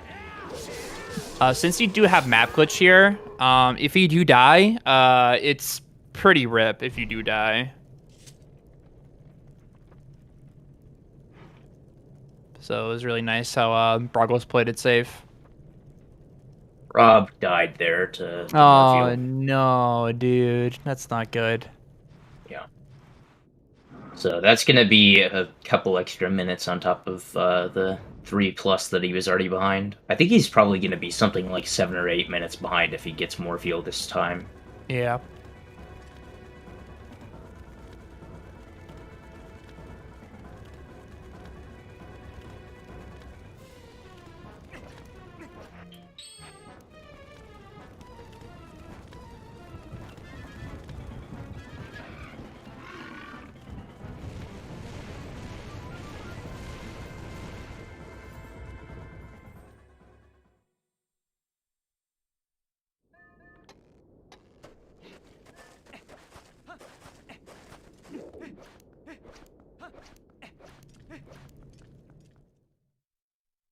Bruggles was on PB pace, but he just lost a lot of time on that split. Damn.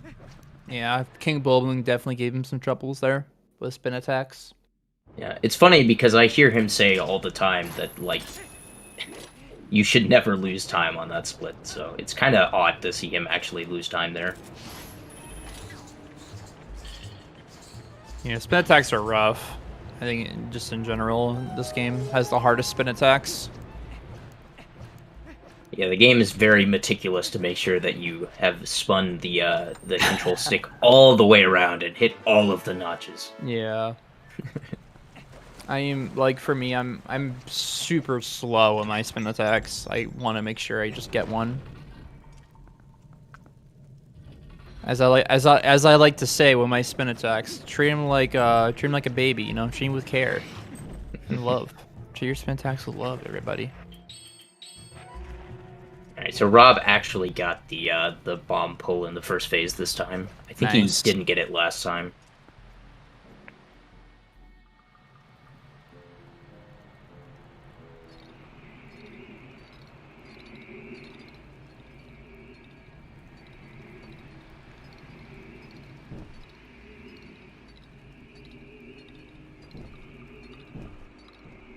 Dropped it early just to make sure you can swim toward Morpheal for a 2-bomb.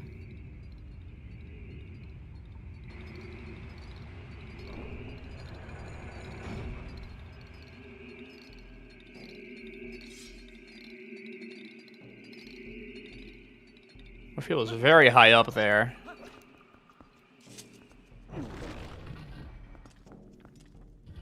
Yeah, he's gonna have to go back down to the bottom Yeah. here.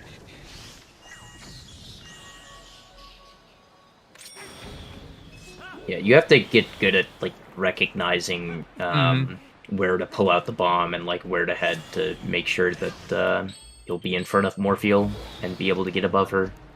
Sometimes she can just be mean, but usually it's controllable. Well, I'm just thinking about the other day when I was doing a run. Got to Morphle and I got like a 6 bomb. Oof. I just got trolled, dude. Yeah, that sucks. I mean, it can happen. It's just kind of rare. Yeah. Usually it's like either a 2 or 3 bomb, and if it's any worse than that, it's like 8. Yeah, It's honestly. just some ridiculously high number because it snowballs really quickly.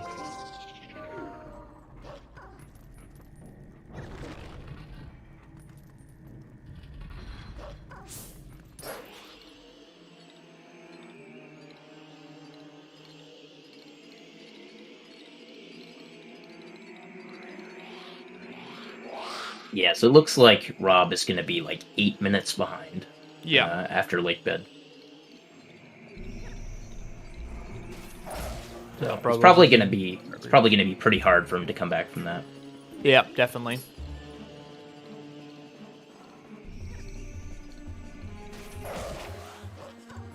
Because now, like, it's all about the movement.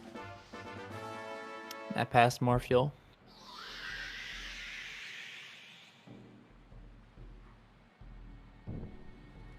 There's like a little bit of like RNG like here and there and like in arbiters if you're doing a death sword skip, that is, but arbiters can be tame but can also go really arbiters can be very chaotic sometimes as well, so yeah, I tend to think that Spinner segment is probably the second worst segment in the run after Vessel. It's pretty awful. I mean, I guess you could make an argument for like a couple of the early game splits, but you can always just reset for those if you're going for PB attempts. Yeah. Kind of just have to take whatever spinner you get once you get this far into the run.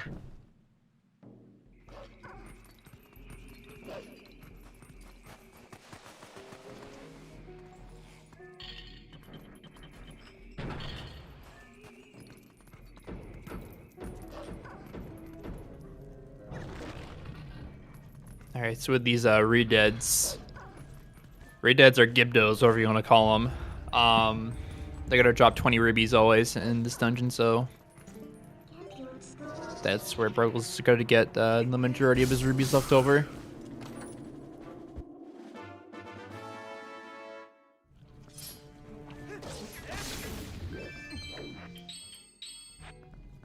Looks like he ended up getting the 20 ruby chest as well. Yeah, I mean, he actually needs the rupees, because Yeah, he was not rich like Beast was.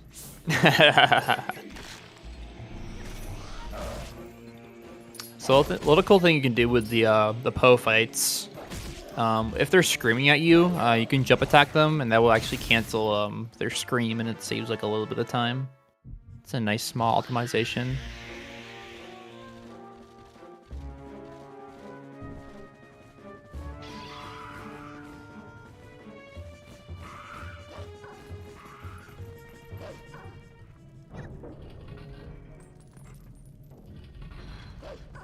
Then down here, I wonder if... Okay, yeah, he didn't go for it. There's a little bit of a strat you can do with this rat, where if you're pushing the I don't know what it's called, just the lever.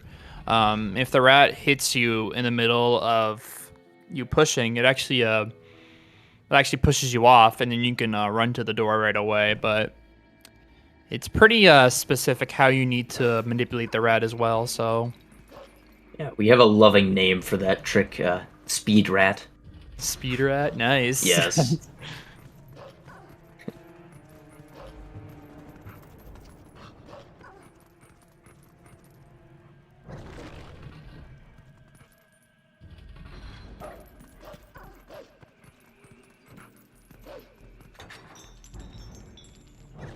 Then Po 3 room could be kind of chaotic, depending on what happens. There's a mix between like Redeads, and then there's also the Stealth Children that can be kind of annoying. But there is one cycle or one hit, or I wouldn't call it one cycle, just one hit KO for the Redead if you target enough Stealth Children. So really nice that Bruggles got that. Yeah, unfortunately, the minute charge behavior can be somewhat erratic. So sometimes, even though you target a bunch of Stalkins, it doesn't actually let you hit the Redead twice, and I'm not sure why.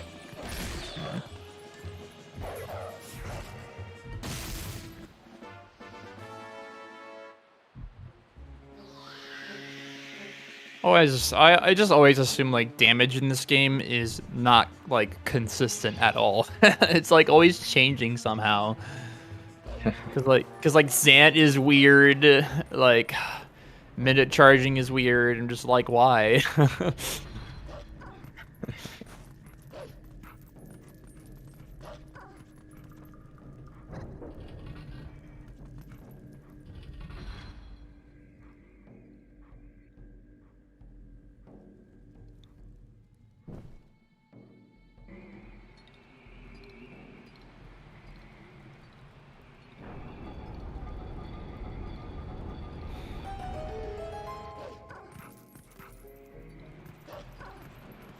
Yeah, so see, Mofat has 3.5 hearts right here. So even if she were to get hit by King Bulblin 3, she'd still be fine. Yeah. Bruggles is two rubies short of the cannon he needs. I mean, Oh yeah, that's fine. There's 2 rubies and a couple pots to the left of the Death Sword door that I guarantee he's gonna get. Huh. I don't know about those rubies, actually. Yeah. I mean, if he didn't know about those, then he could always get the red rupee above fire, and it would be plenty. But Sure. I'm pretty sure he knows about those in the pots. Yeah.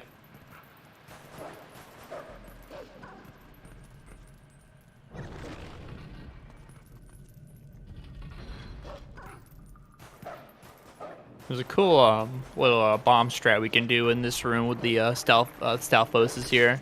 We're gonna transfer into human. Bruggles is gonna drop a bomb right in front of this guy, and then he's gonna drop a bomb right in front of the little ledge here. That will blow up all 3 of the Stalfos, and then he's right in front of the gate, ready to claw shot the target. It's a very quick strat.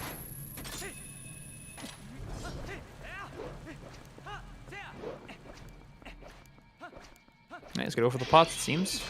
Yep. Nice. Zach, Beast had just a plethora of bad things happen, and decided to forfeit after Morpheal. Yeah, Hugo was rough. Forest bit was rough. And Ruby Roll was kind of rough as well. Yeah, and then he went for Norgor, among other things, and failed.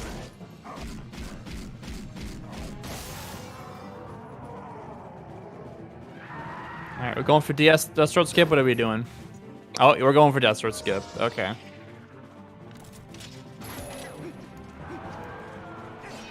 Yeah, I think he's, like, on marginal PB pace, so it's probably smart for him to go for this, especially since, you know, it's no longer really a race. He just has to finish the run. Yep. Good positioning. That timing, though. Yeah, a little rough in the timing. Yeah, what was that, a little late? That was late, yep. Gonna go for it again, the second attempt. Yeah, second try would basically break even with killing him the normal way. Yep. Alright, another good position. You got it. Nice. Awesome, awesome, awesome. Really cool.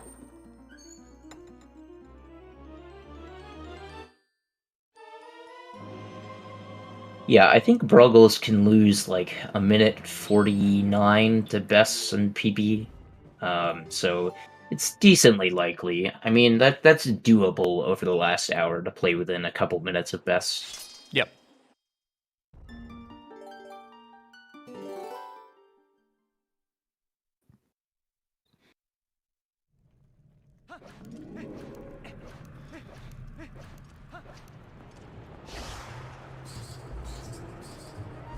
But I mean, he needs help from some of the RNG in the rest of the run. Like, he's gonna need a good Zelda and a good Stalwart, probably.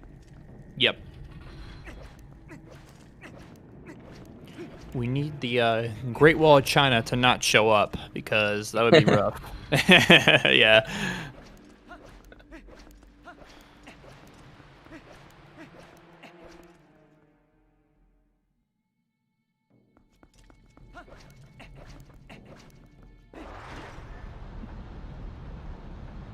You should call it the, maybe like the Great Wall of Fibula, since it's a bunch of bony men. Maybe, yeah.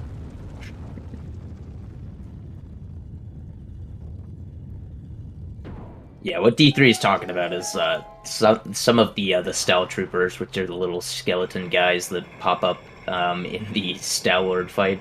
Sometimes they just form a completely solid wall that there are no gaps in, and it's like impossible to get to the spine. Yep. It's rough.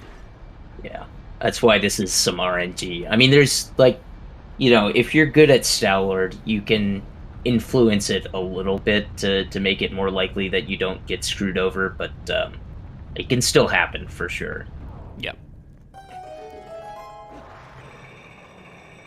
There are even like some cases where even if there is a wall, you'll just ricochet off a bunch of Stal troops, and you'll just literally be next to the spine of Stalwart.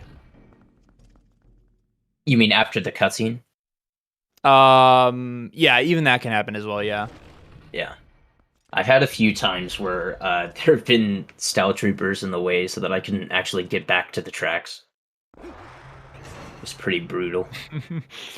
There's also sort of like a rare soft lock with this fight as well. Sometimes you can bounce in the middle of these cutscenes, and if you get bounced back toward his spine, and like you can actually go into Stalwart's spine, but again, it's super rare if that happens. Oh, Bruggles getting unfortunate of a ricochet there. All right, able to move past the walls. So that's really nice.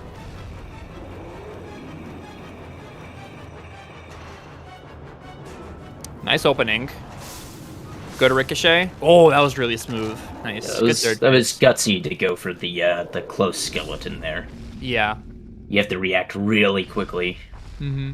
And you also need like a very good angle because you can't really adjust it. If you go for one of the ones that's further away, then you don't need like as specific of an angle when you bounce off him.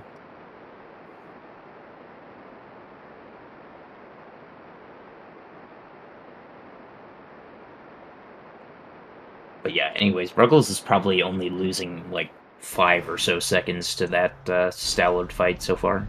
Yeah, he had like 1 extra spin.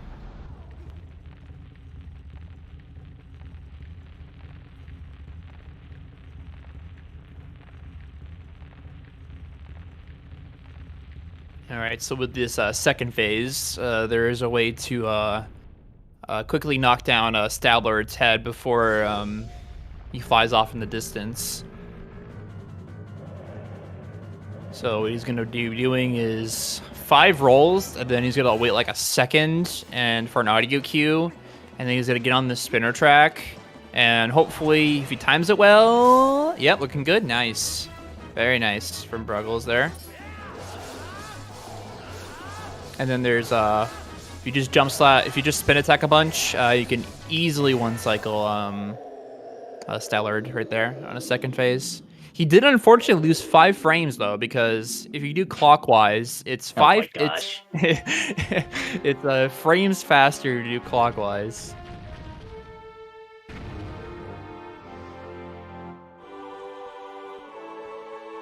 Really gonna get on his case for not doing like a 5-frame faster spin.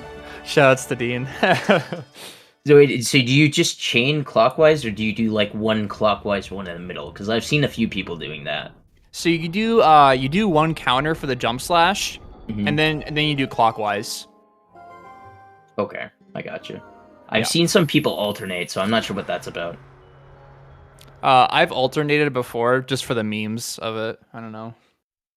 Sometimes if you ever see me alternating, I'm probably just memeing on spin attacks. I don't know. I don't think that counterclockwise and clockwise is like a righty-lefty thing. I think some people just learn it counterclockwise like I did, and some people learn it clockwise.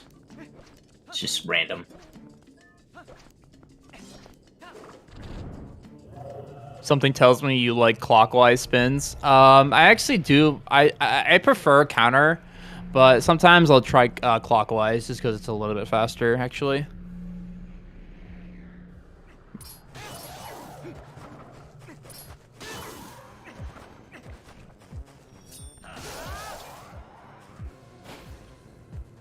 Is Twilight Princess the best Zelda?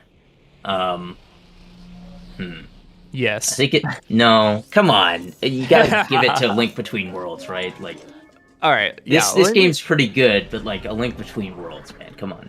A Link Between Worlds is really good. It would probably be one of my favorites, unless if it was not on the 3DS. If it was on like the Wii U or the Switch, I would think that's probably the best Zelda game. No, but it's so good because like casually really. you can beat it in like 4 hours. Because you can just play it over and over again while like listening to stuff and not even paying attention. And it's got a ton of replay value because you can do everything in different orders. And like the entire game is just basically dungeons, which is fantastic because it's the best part of these games anyways. So true. So no, I am not joking. For people who in chat are like second guessing me here. And also, Link Between Worlds is better than A Link to the Past objectively, I think. So I can agree with that.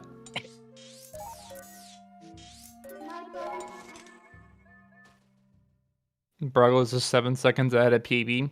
Tisk, those 5 frames, man. I'm telling you, from those spin attacks.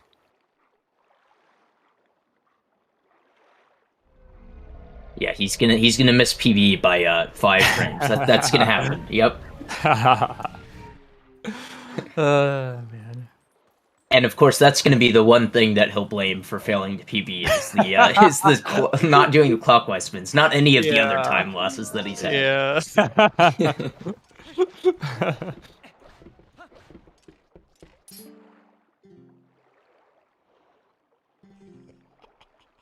Memeing aside, I hope Bruggles PBs. PB, yeah.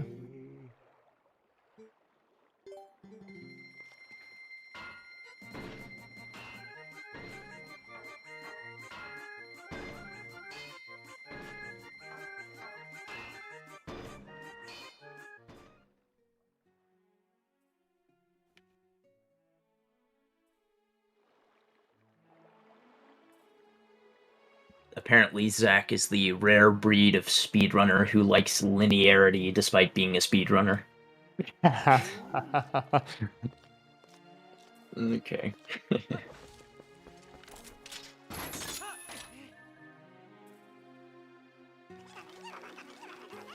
I don't know. Skyward Sword casually is like extremely linear, so that's why I said that. But I'm sure speedrunning it's great because it's like completely and absolutely broken. It's just most people aren't going to casually speedrun Skyward Sword.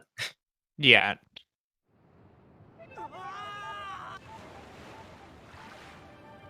That's a hot take, Zach. Ew, motion controls.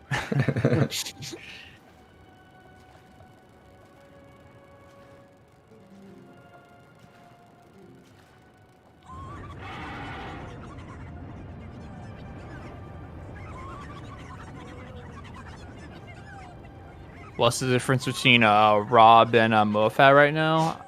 Pretty sure it's maybe like 5 minutes. No, it's like 7. 7? Okay. Yeah, and I think Rob also has really low bombs, so he's probably going to lose a bit more time than I think on backup strats. True.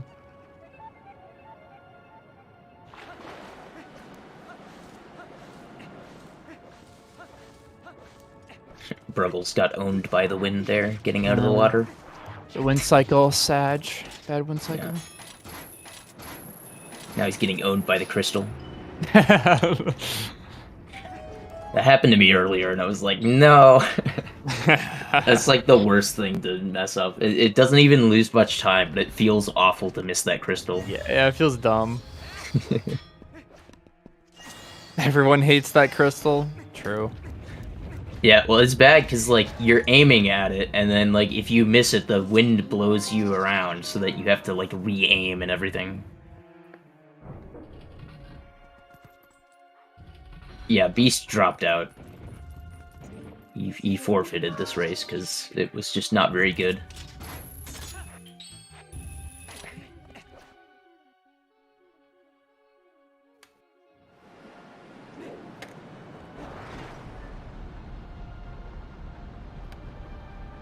Seeing this guy actually has some really cool sequence breaks to it, I would say. When he entered the main room there, he actually he dodged a trigger that turned on the fan at the top of the room, and that grants you access to the boss key really early on. So you like skip half the dungeon just by doing that one skip. Yeah, it grants you the ability to skip the coolest rooms in the dungeon. True. But it does save like 2.5 minutes, so obviously we're gonna do it. Even if it pains me.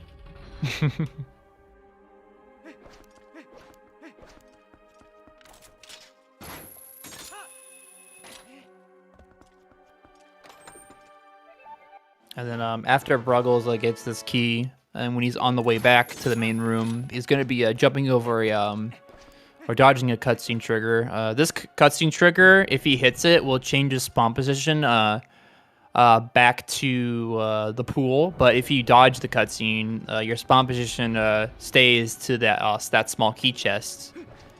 And staying at that small key chest is very fast. And the cutscene, watching the cutscene generally is really slow too. It's just the cutscene. I mean, I literally tested this out earlier today, and it does not lose any time to come back from the beginning of the dungeon. It's just the length of the cutscene that you don't want to watch. Oh, okay. So the spawn position doesn't really matter. Okay, interesting. I involuntarily tested it earlier because I accidentally forgot and walked into the cutscene. It was sad. Spawn position at the pool is faster. It's just the cutscene loses time. Okay, yeah. If you get Atom Glitch, it actually saves a bit of time. What's Atom Glitch? It's where you skip the cutscene and then still spawn at the beginning of the dungeon. What? Yeah, it's really rare. I don't think it saves like that much time if you spawn at the beginning of the dungeon. It seems like the amount of time it takes to get to the basically to the small key or to the big key is pretty much the same.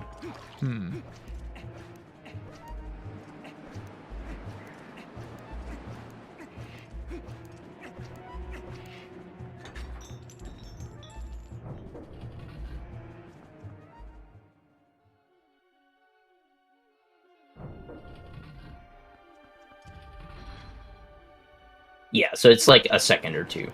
Dang. So it's not a huge difference. But yeah, anyways, the reason that the cutscene skip saves time is just the cutscene. Yeah, true. I mean, I guess the movement is made easier by also spawning at the spawn or at the small key, but yeah. Oh no.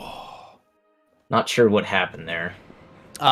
Usually I think what that happens is the boomerang hit one of the fans, or was basically over one of the fans, so he didn't get the LJ.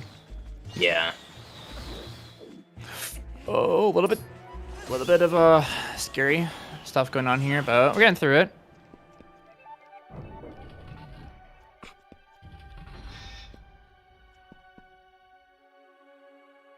Oh, is this a 3-player race? There was a fourth player. There was a fourth player, but the person forfeited due to just getting really unlucky, having a bad run. So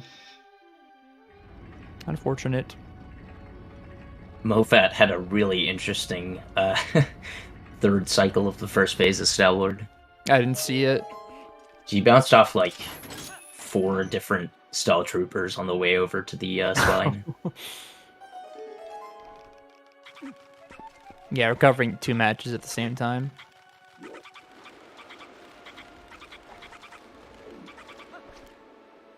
So a little fun fact about this side of city.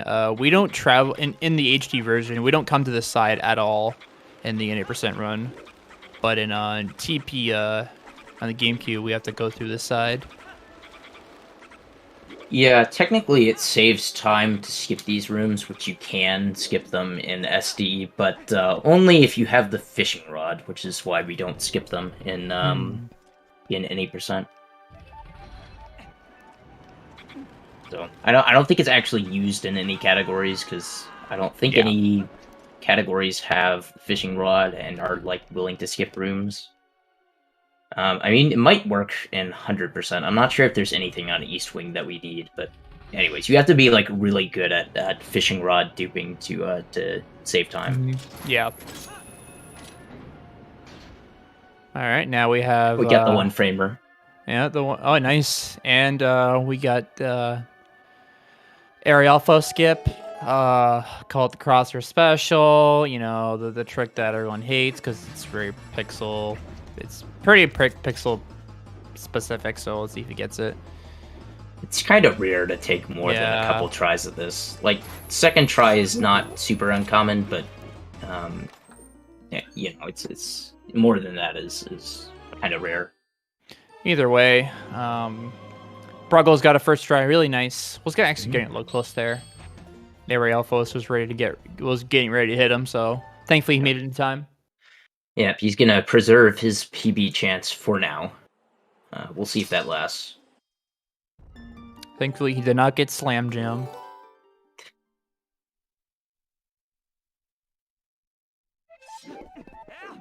Yes, that Arolfos is very excited for the upcoming Space Jam 2.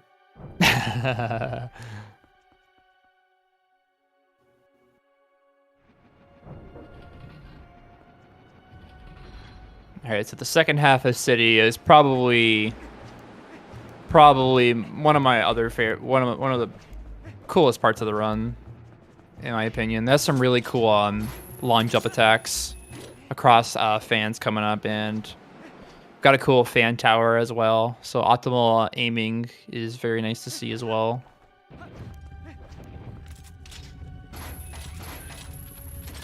Might get hit by. Okay, didn't get hit by the guy. Good.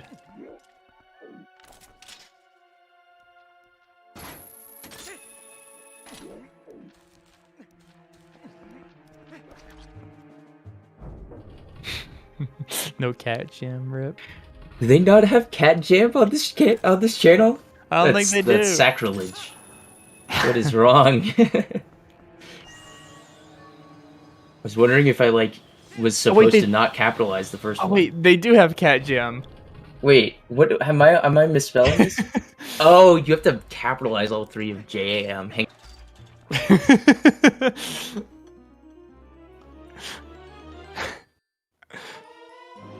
There we go. I did it. Hey. I made my bad joke.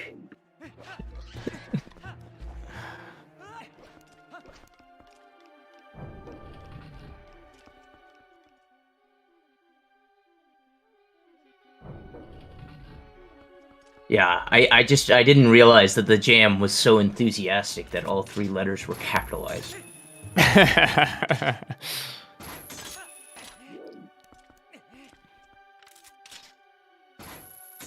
Alright, so Bruggles gonna get on this fan, and then he's gonna target kind of like the both sides of that fan in the front, and then he's just gonna fly across. Whee!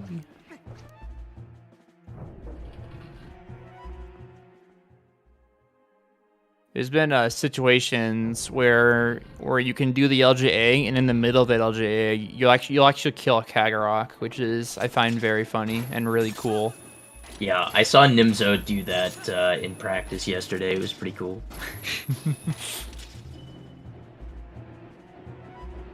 And honestly, you know, that's the only way we get justice in this game, because those Kargaroks absolutely deserve to get killed by that LJA. They do.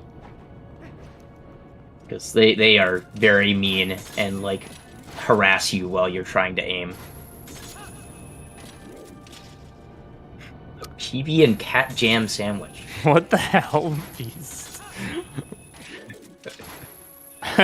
Wait, do some people call those sandwiches PB and jam rather than peanut butter and jelly or PB and J or something like that? Yeah, they usually call it PB and J, not PB and jam. Yeah. I don't think I've ever heard PB and jam, so Yeah, maybe I'm missing something.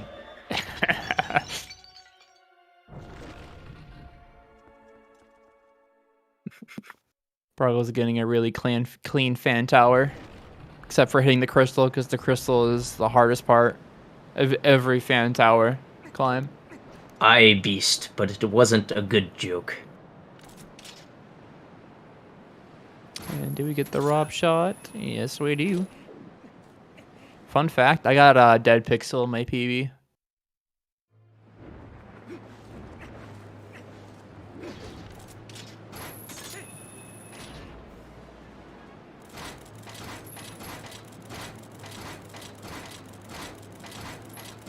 I mean, honestly, all of y'all are wrong. If you don't eat preserves instead of jelly or jam, then you're just in the wrong.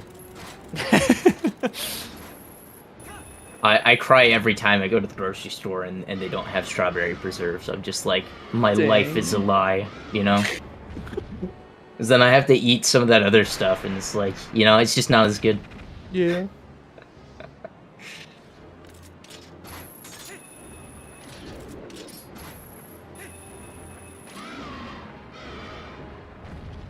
If you ate PB and J, you're a sinner, bruh. Lies. Lies. They're so good. And they're so easy too. And they're actually like not that bad for you. I mean, I guess the jelly isn't particularly great for you, but like the peanut butter is great. Yeah, there's a little bit of protein in there. Yeah.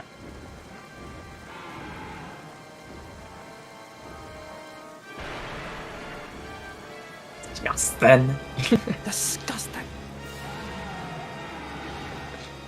Oh, man. I have heard from some people that honey is good on sandwiches, but I cannot confirm.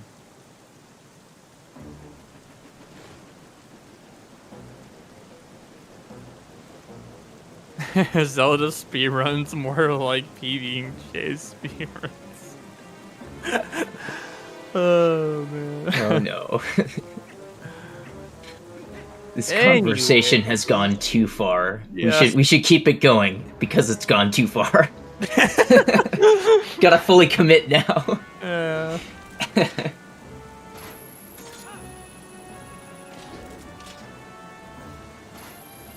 I don't know about you, Jaquay, but this fight really dragged on. Ha ha ha. I've heard that joke made before, and you're just unoriginal now. I think Dean's already made that joke. Half of chat has probably already heard it. Like, come on. Yeah.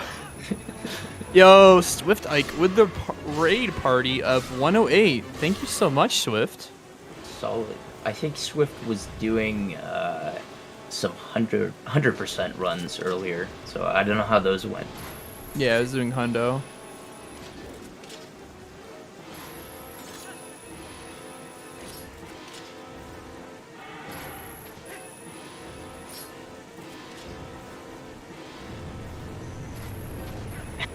Zach giving Ike good luck on watching. It's very much necessary. I mean, honestly, there's like a 50-50 shot that you guys will die of pain from listening to our jokes. So you need the luck.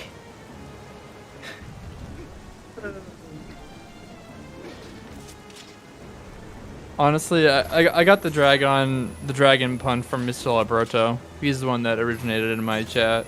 I was just like, that's so cringe.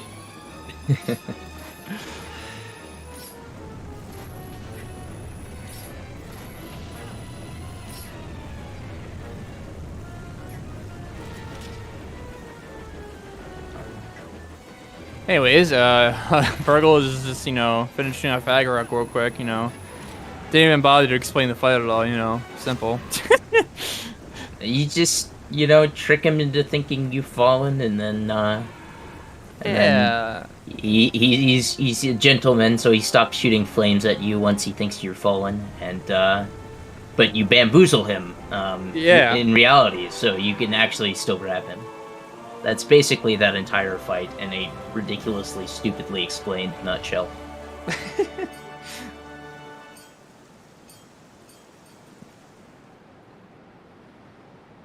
I love how the iron boots are weightless until you put them on. Yeah, because gravity totally exists and is totally very correct in this game. You know, I like how people pick that specifically to complain about with the iron boots logic, and yet they don't mention that it doesn't make any sense that we can throw a boomerang and fly, and then like let go of water bombs while underwater and refill our air. Oh god. Nor do they question why there are like literal dragons in this world, how the claw shot works, because it would obviously tear Link's arm off if it actually worked.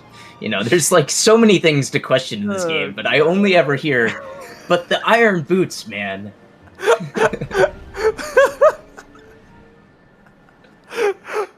Oh man, that's too good.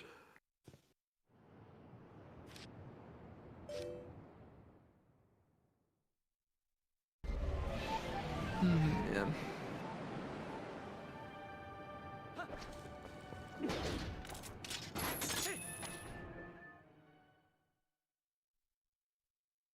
But also the ball and chain's so heavy where Link takes it out of his hat. I mean, I don't know, man. You must have Amazon 1-day delivery or 1-minute delivery whenever it needs an item.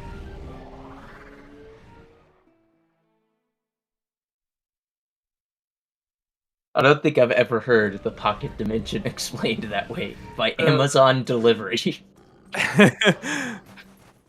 So is now I'm imagining the postman coming by every single time you pull out an item. Oh jeez. Oh no. Oh jeez. You've now convinced me that every time I take out an item in this game, I need to yell, "Hey!" Your average Link, thanks for the raid party of 4. I really appreciate it.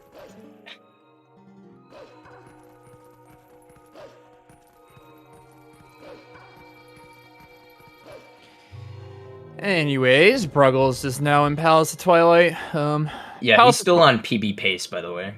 Oh, awesome. Oh, he golded too. Nice. Yeah.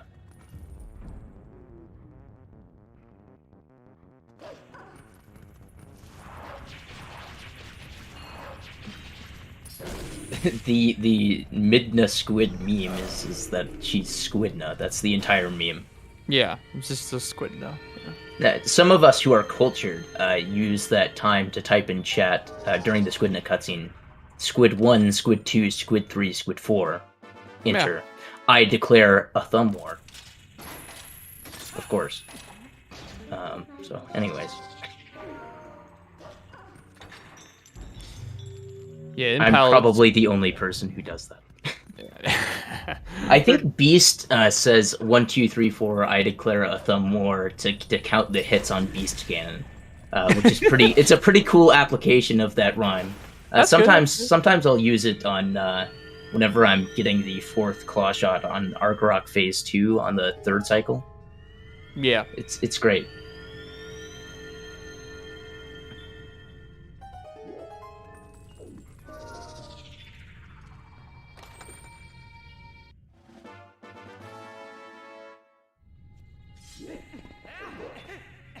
But yeah, interestingly, Squidna only has 7 arms, not 8.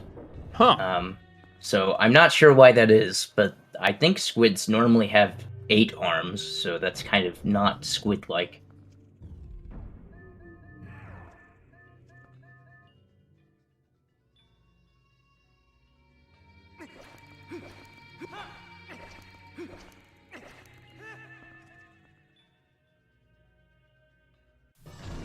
Squids have 6 arms? Oh, interesting. Well, anyways, 7 is still not the right number of arms.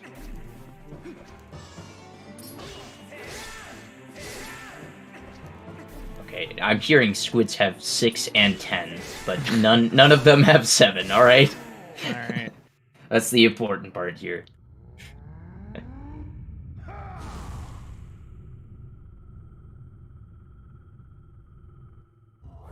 Well, Ice-D, you can watch in a few weeks, and Beast might win then. It's probably going to be a couple weeks before he figures out who he's going to face in loser's bracket. Yeah.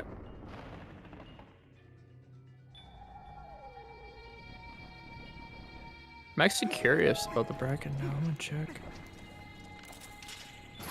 Yeah, I think it's winner of you and Keaton's plays Marco, and then the winner Yeah. of that game would play Beast. Monka S. Oh, jeez. Yeah.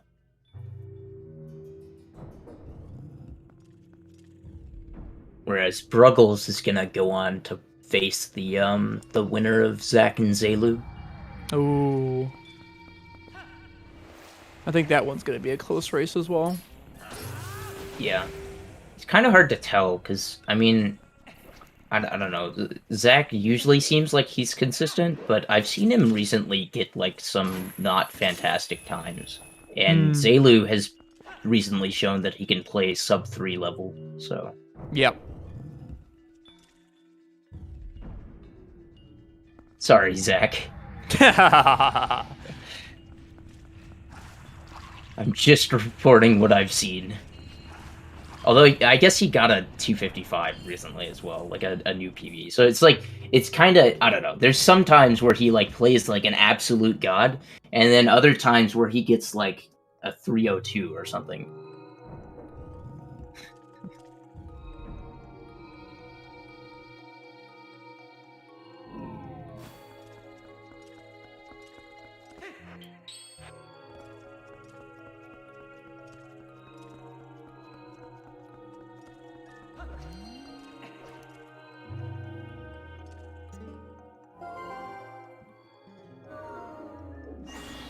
Sometimes my commentary isn't so great. You flatter me. You flatter me by saying only sometimes.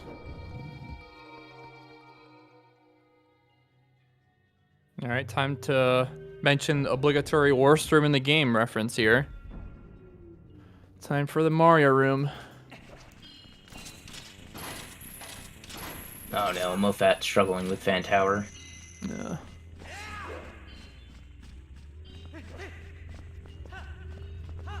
Good. Alright, decent Mario room.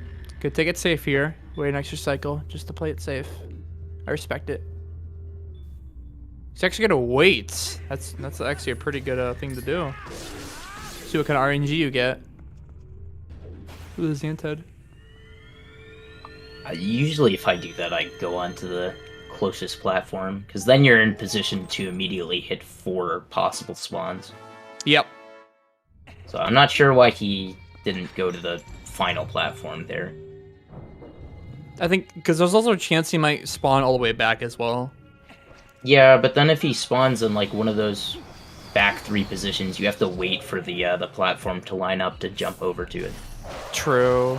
So, I don't know. I would just Yeah. rather stand on the last one. There's just like 2/3 chance that he's gonna spawn in a good spot.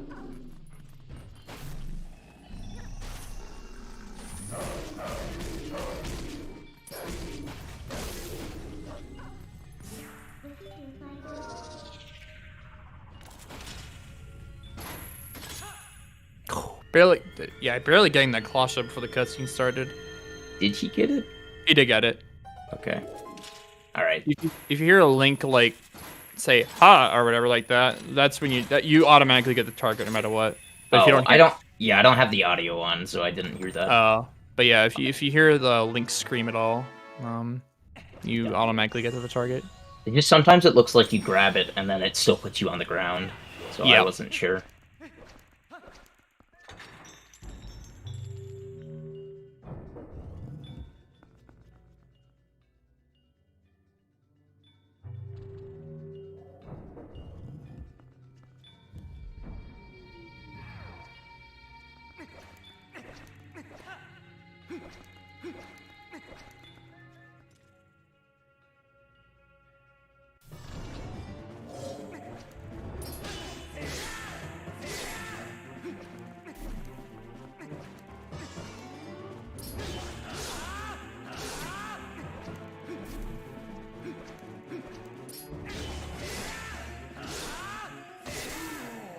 Good Phantom Zant fight.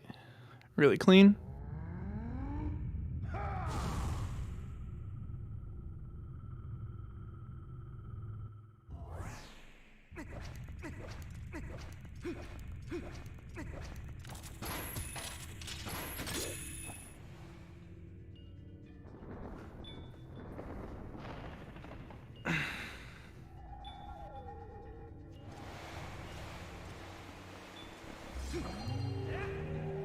Oh, that roll stab just put him onto the platform. It was really close. I've never seen people do that roll stab. That seems kind of smart, actually. Hmm.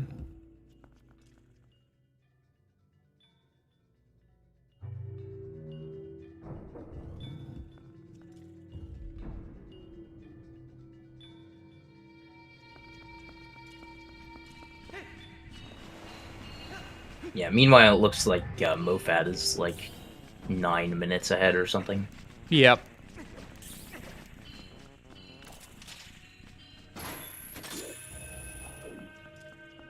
Yeah, I think Bruggles' palace has been fine. I mean, getting sub 9 on the second Phantom Zant kill is generally pretty good.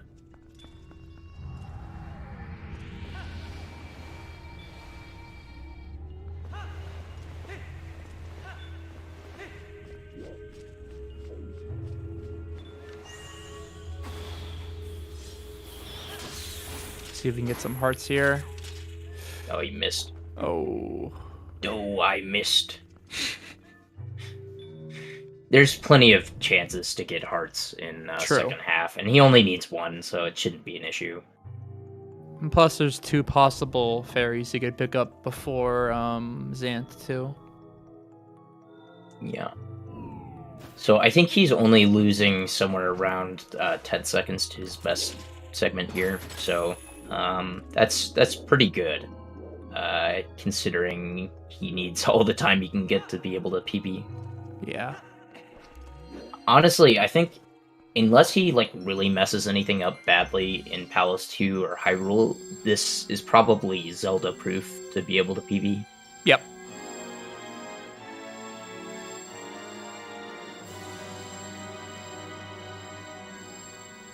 Because he can still lose like over a minute to Bess and PB. Hmm.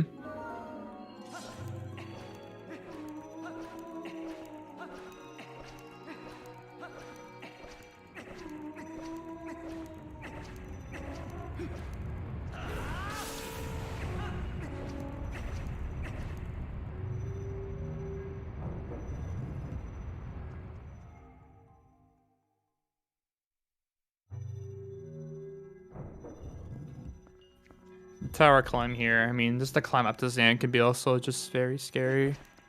A lot of things can be Monka. So I just hope things go well here. There's like chances with the LJAs, if he goes for them, of the boomerang to go inbounds instead of out of bounds, but it's pretty rare. So I just hope the Gale boomerang be's nice. I'm just cracking up that you said if he goes for them. Yeah, if. Yeah, everybody goes for these that has like anywhere near a sub 3. Yeah, I can't but think of like, a single person that doesn't go for them. Also, there's the heart that he needed. yeah, there you go. Yeah, that keys like pretty much always drops a heart. Yeah, he's guaranteed to drop a heart. Sometimes it's hard to grab it though. Yeah. For some reason, it's harder to like actually aim at things on SD compared to Yeah, HD. it Like on is. HD, claw shotting that heart. Well, first of all, you have gyro, but also the hitbox for it is like gigantic. Yeah. And on SD, you have to be really accurate. Yeah. That's one thing I noticed when I switched to SD is like aiming for like hearts and crap is like kind of annoying. Yeah.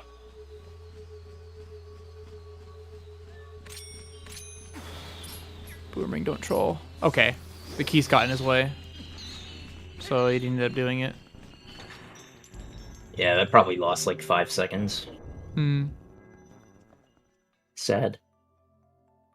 Yep.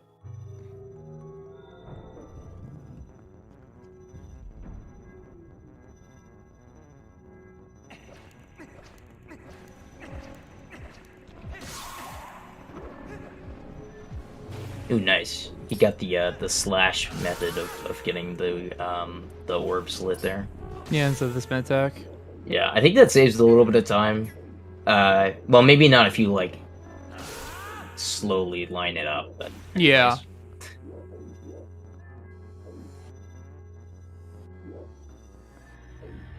So Bruggles apparently does not agree with Zach that this LJA that he could have done here is free.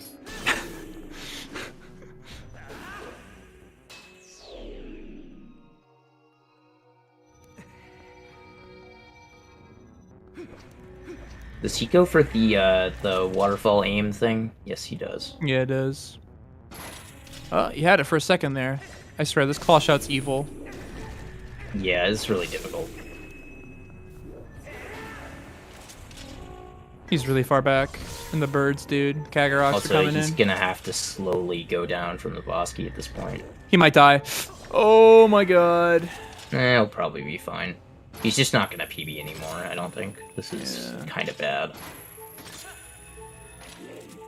I mean, I'm sure he still can, but it's, he probably lost like 30 seconds so far in this segment. Yeah. That claw shot really isn't friendly at all. Yep, so for anybody wondering, this is how you go down Oh, without taking no! damage! Oh, man. The bird, dude. He's through Bird the up. wall, dude. Bow, bow, bow. Kagorok. I'm sure that Bruggles is furious, but this is still a good run.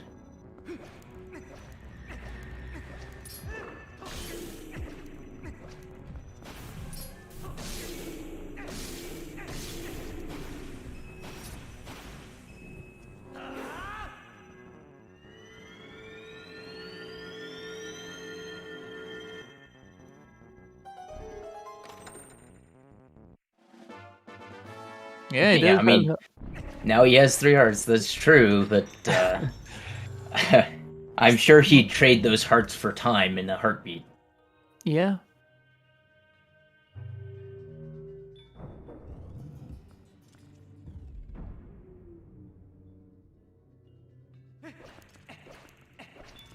You know, I mean, the game gave him its hearts, but, you know, who knows? Maybe the very next day he would give them away. Oh no! That happened to me the other day. These guys are just mean.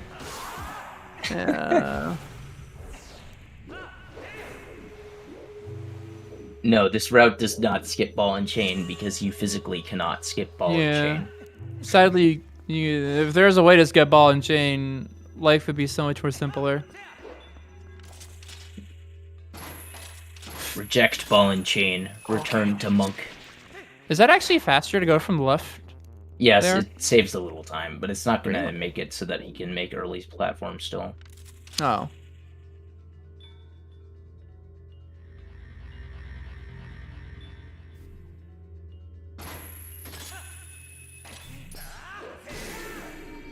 If only you could, like, claw shot up onto the platform and then somehow kill the Zant head while on the platform. But, unfortunately, we cannot do that. Mm-hmm.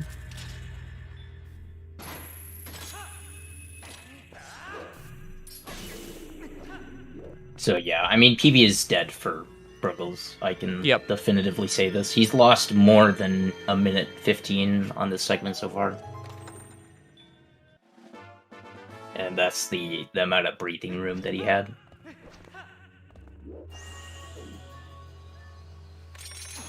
But sub 3 is still, like, a strong possibility. Oh, yeah. Like, it's pretty likely 259.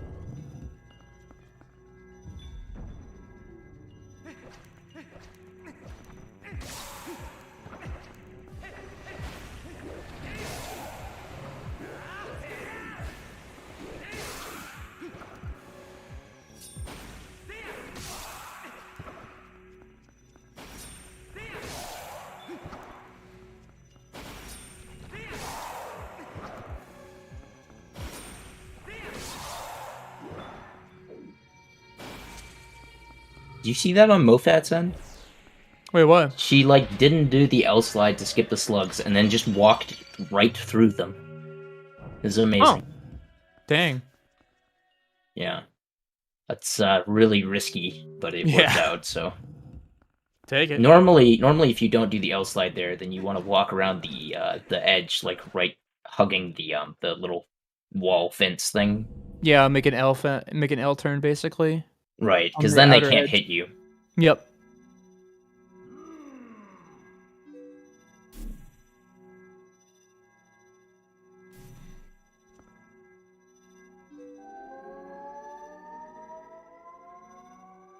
No, Pack-a-Punch, you gotta say, Ganondorf hates him. Learn how Green Man destroyed Ganondorf with quick spins or jump spins or something like that. I don't know. I ruined the joke. Whatever. It's like almost 11 here, and I've had a long day. Give me a break.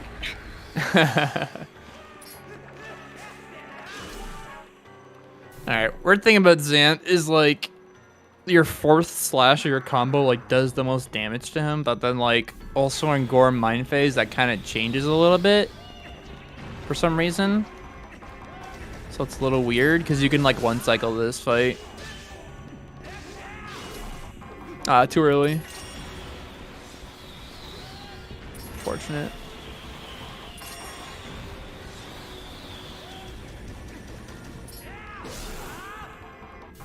Alright, and this is the last, like, Monka-S part of the run because we have to do the air refill glitch again with the water bombs.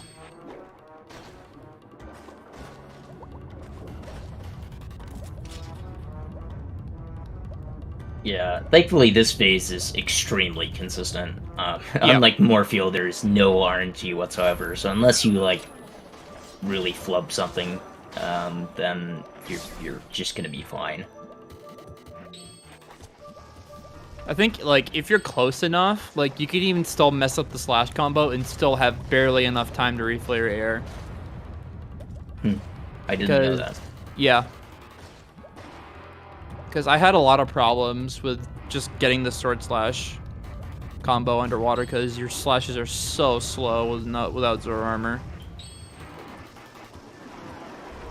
Yeah, they're so slow, in fact, that you have to do, like, one of only a few, possible sword combos so that you actually have enough time. Because some of these combos are faster than others. Like, you're seeing Bruggles did, what was that, like, left, right, up, down, or something? I can never remember if it's left, right, up, down, or right, left, up, down. But either way, they're both fast. It's left, right, up, down, yeah. Okay, there you go. Left, right, up, down. Same thing for this first phase. And then he's going to use the ball and chain. Because he always spawns in the center platform, do jump slash spin attack, and easy. Either is equal, yeah. So you're telling me that I never had to worry about whether it was right, left, up, down, or left, right, up, down this entire time? Yeah, I guess it didn't matter as long as you're doing either or first. So I've been, this entire time, I've been, like, corrected all the time about how I have it backwards. Yeah. And then I always forget. And then I get corrected again. And it's not actually any different. Yeah. Amazing. That's fantastic. Perfect.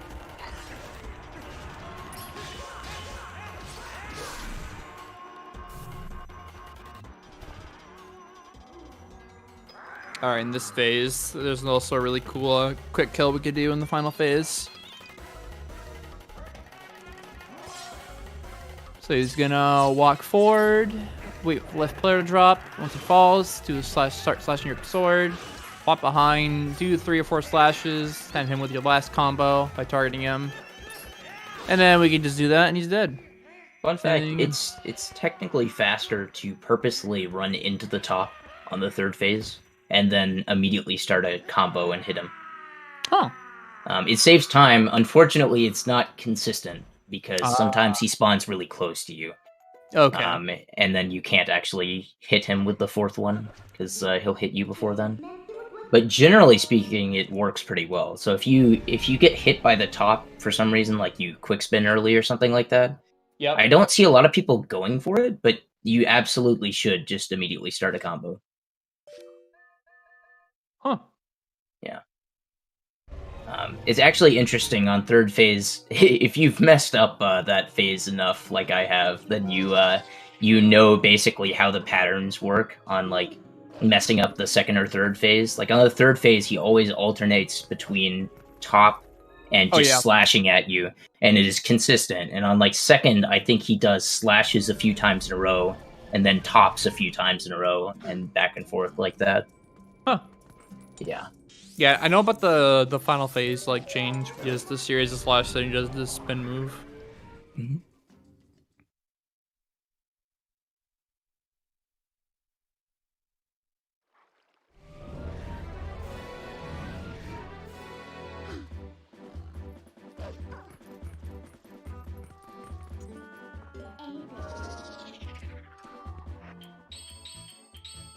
Oh, struggling on clips there. A little bit. There we go. Just skip the mailman real quick. Mailman was never seen in the run.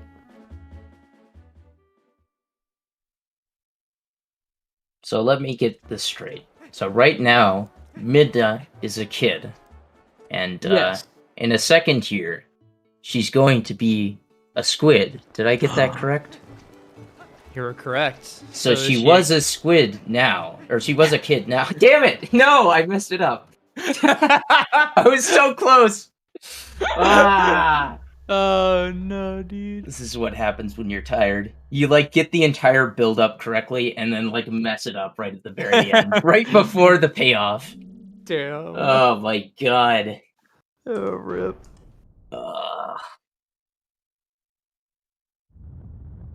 Woo me. Anyways.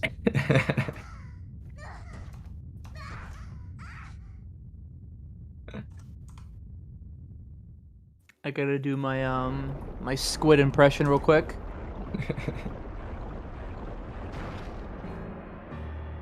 There it is. There you go. That's pretty good.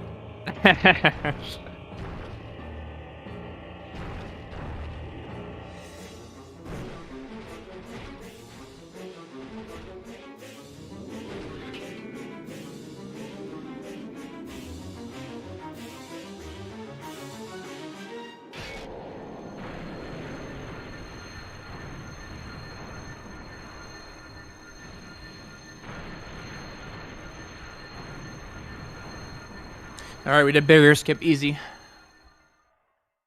Yep, barrier skip. But we aren't actually doing barrier skip because we are going to do barrier skips in a few minutes here. Yeah. TP has not just one, not just two, but four barrier skips. It's just we don't do one of them. Yeah. Beat your heart out. Actually, there's 5. Because you could technically skip the Dark Nut fight, too. Oh, that's true. Yeah, it's really dumb, but you can. Eat your heart out, Wind Waker. We have 5 barrier skips. You only have 1. I think you need to have, like, Jump Strike to skip the Dark Nut one, though. Ah.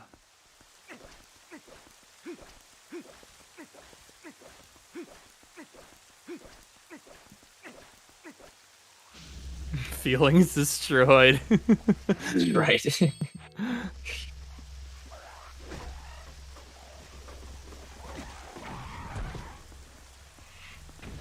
Yeah, the greatest thing about it is almost all of these barrier skips are actually just extremely easy too. Yeah, they're super simple. So nothing like, item sliding or using a stupid bomb to push you through a barrier. Yeah, like, that's overrated. Watch this, we just roll around it, Yeah, we just skip a cutscene and just roll. Easy. Yeah, exactly. What a god. Bruggles is just clearly... Yeah, he's actually a deity playing this game. It's over, That's how he got out of that barrier there. It's over. Oh, man.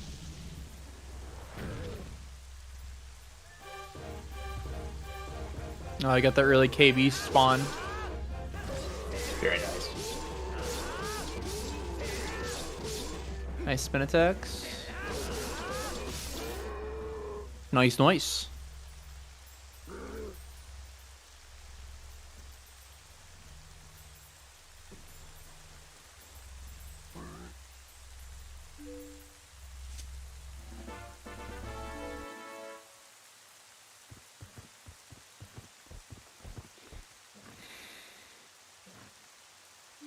Meanwhile, Mofat is still probably 8 minutes ahead of Robman. Rob. Mm-hmm. Yeah.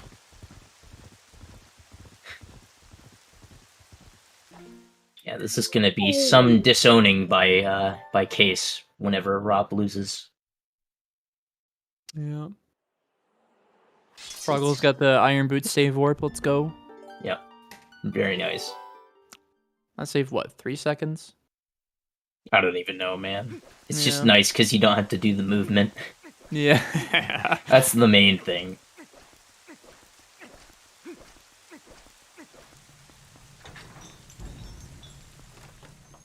Saves 5? God damn.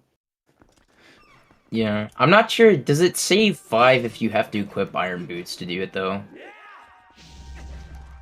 Like, because I know Iron Boots saves time on these chandeliers, but I've never heard a definitive answer on if it's faster to, like, waste time equipping them or not.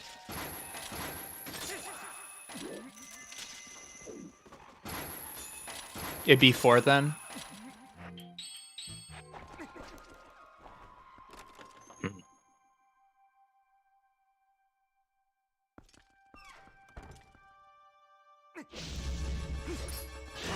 Fight this Dark Nut. Really cool strat killing him. Gonna roll stab him, then get behind him. And slash his back. And then we're gonna get close. Animation cancel. And then do 2 slashes, put the ball and chain, and easy. The fight is really cool. It's just a warm-up for Ganondorf. These is. little Dark Nut fights, because Ganondorf is just a glorified Dark Nut, honestly. Oh yeah, now I think about it.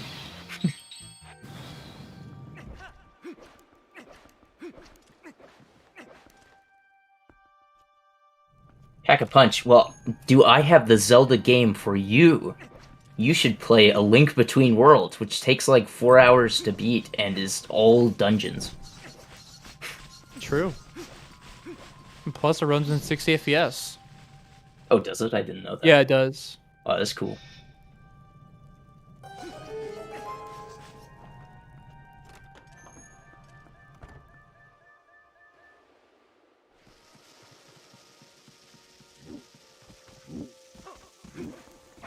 Let's go. Nice bomb strat. Kill those Dinalphos really easily.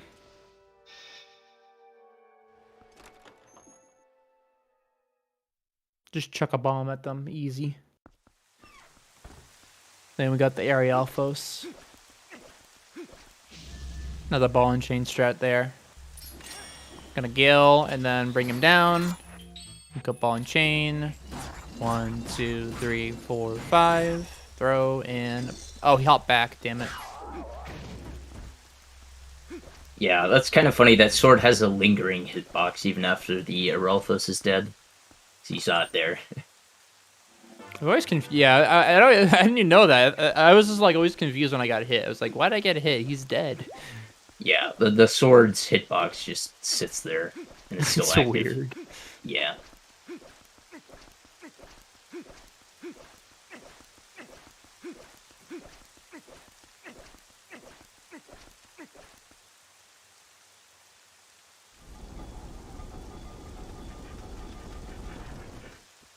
Alrighty.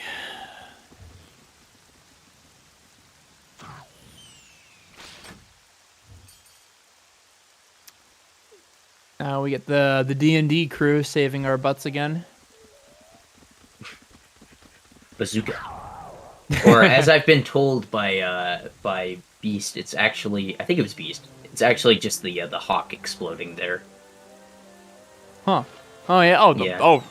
Okay. The Dang. bazooka's just for show. I mean, we're pretending it's a bazooka, but like really, the hawk was the thing that exploded there. Dang.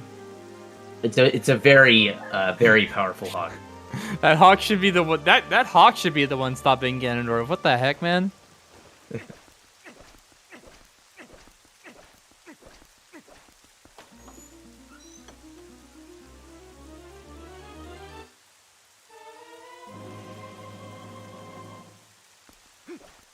Okay, yeah, he's still on sub 3 pace.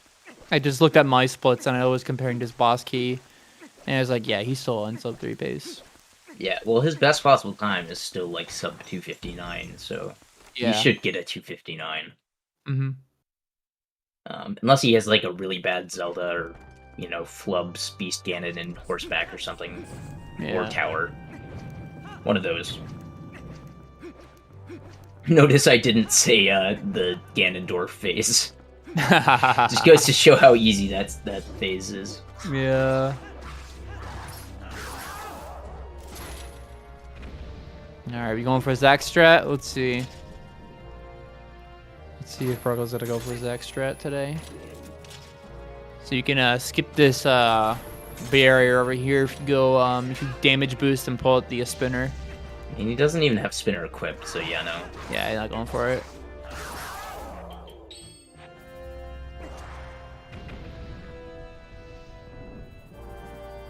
I don't know why he waited there. Oh! Like, he didn't even wait until the right time. Yeah, he used way too early there. So what he should have done is gotten off the spinner while he was above that little platform that was on the left side, and then gotten back on immediately. That's how you back that up. But I don't think he knows, because you almost never deal with that. Yeah, usually I wait for the spinner to be, like, going up, and then yeah. Yeah, you just don't want it to be on either extreme end of the path that it's on. Yep. Because if it's on one of those ends, then you either have to do something dumb to back it up, or you just get owned by the tops. Although that one is quite a bit easier than the one in Arbiter's Grounds, which is evil. The one at the top of Spinner Room, that set of tracks, it's so bad.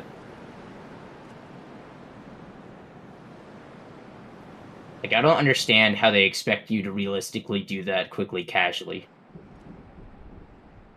It's just a struggle. Alright. Limit does that one, and it's just oof. Oof. Yeah. Alright, time for RNG. Alright, 1. There we go. Good start. Alright, so, Zelda here, mostly random. Best cycles you can get is a 7 cycle. You want her to throw balls on 1, 3, and then 7. So, and on 2, 4, 5, and 6, you want to get dashes. Yeah, Triforces are very slow. And it also takes a random amount of time how fast Zelda throws out a move as well. So, gotta deal with that as well.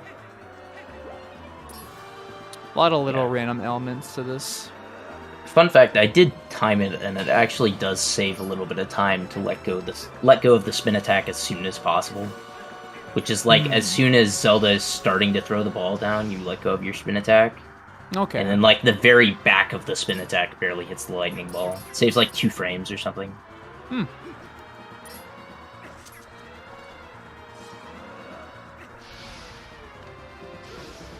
you got 2 Triforces there. I think those 2? Yeah. So when there's a Triforce, just want to pan the camera down because it lags the game. And also the front wall lags the game as well, so I want to not look at that wall as much as possible. That was a really nice Zelda. Yeah, 7 cycle. Yeah, apparently Bruggles' best is like ridiculous there though. Yeah. I have like a 319, but I split at a different time. I split when I get the final hit. Oof, missing up the ball and chain there. Unfortunate.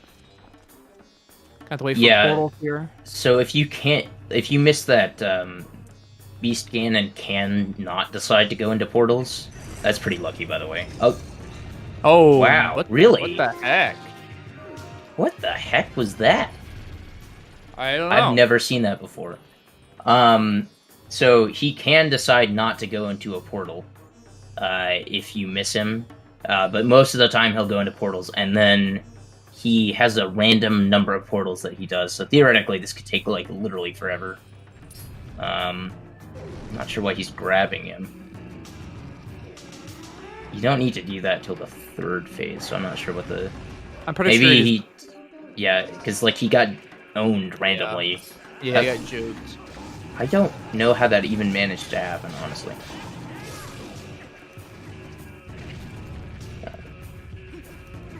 But anyways, yeah, it's This fight can be dumb sometimes. That actually probably kills 259, but Yeah. anyways, still be a low 3 something. He's really getting owned by Beast Ganon here. Oh, jeez.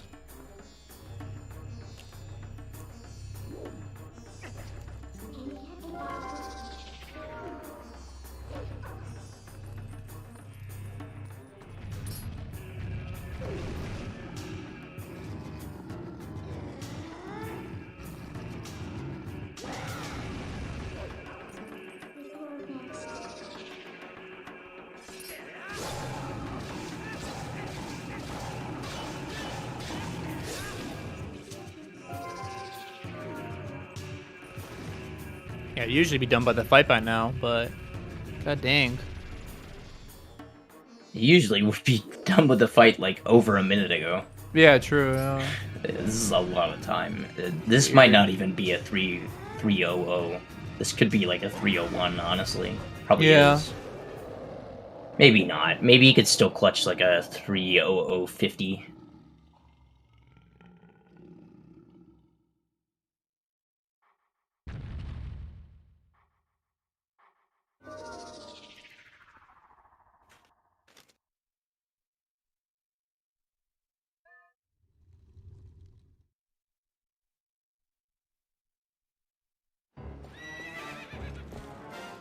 Well, like I was just thinking, because like he lost a minute 20 on Beast Ganon to like a good best here, and his best possible time right now is a 2:59:30.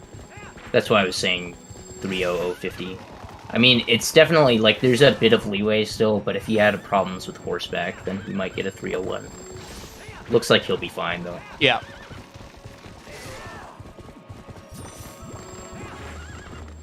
A weird turn. Oh, well, there you go. Yeah. Still probably a 3 flat rather than a. Depends on if he misses any jump spins. This probably like a. If I had to guess, which I'm going to, would say this is a 3:00:58. Yeah, I'm gonna say because it takes about. Are you gonna give away the secret to how we can guess these so easily? No, I was about to say I'm out of time this cutscene out just to see. Uh-huh. We gotta preserve the secret so that it's impressive whenever we're like within 1 second of the final time. I think it's gonna be probably a 3:01:02. Yeah, Oh, I no. either think it's gonna be a 3:00:58 or like a 3:01:01. One of those. Let's see. We're about to find out. Okay. Actually, it's probably gonna. Oh send a no, he message missed the to chat. spin. Oh, what were you saying, Zach? Oh, I'm off by like a second. I think you were. Oh, you were closer. Okay. Yo, 3:01:03. let's go. It's closer. All right, You were 1 second off. That was pretty let's good. go. GG's to Bruggles. 3:01:03. Taking the dub.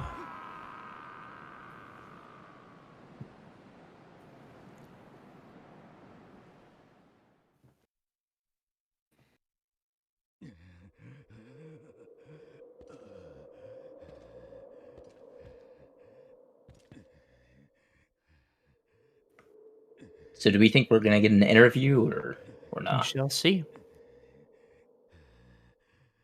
I hope we do.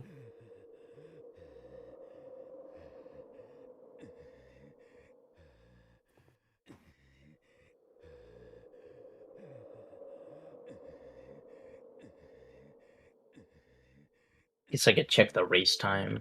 Probably Yep. reply in there.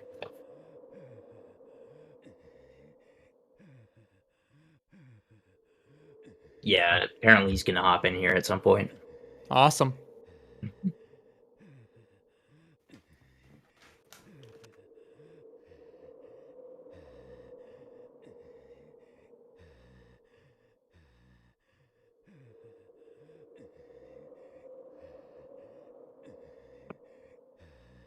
It's like he's in the waiting room. So we can. There we go. Hello. All right, Yo. Bruggles. Would you care to explain what that beast cannon was? Okay, so, you know what snapback is? Yeah. No. That, no? Okay, No, it's I don't when, know. like, what? I don't know, and chat probably doesn't know either. Okay, when you let go of the stick, sometimes it will register, like, a tiny little bit in the opposite direction. So basically, I side hopped, and then I turned upright, and then when I let go, it registered like left in the opposite direction for a little bit. And then I've never done Beast Cannon when I missed the first throw, so I had no idea what to do, and then I killed sub 3. Well, I Damn. think you actually did the right thing. I've never seen beast cannon like actually juke the throw after popping out of the portal before. And then I guess like for the second throw, I just that was my fault entirely, but Yeah. regardless, I mean that was horrendous, man. Like, come on. Yeah. Ugh. Yeah. Well, you were But- PB pace until like halfway through Palace 2, right? Yeah, pretty much. Yeah, I was actually. Let's see. Yeah, I was PB pace until Palace 2, until like second half of Palace. So if you could say anything to the bird that hit you, what would you say to it? Probably nothing I should say on ZSR. We'll leave Good it at answer. Good answer.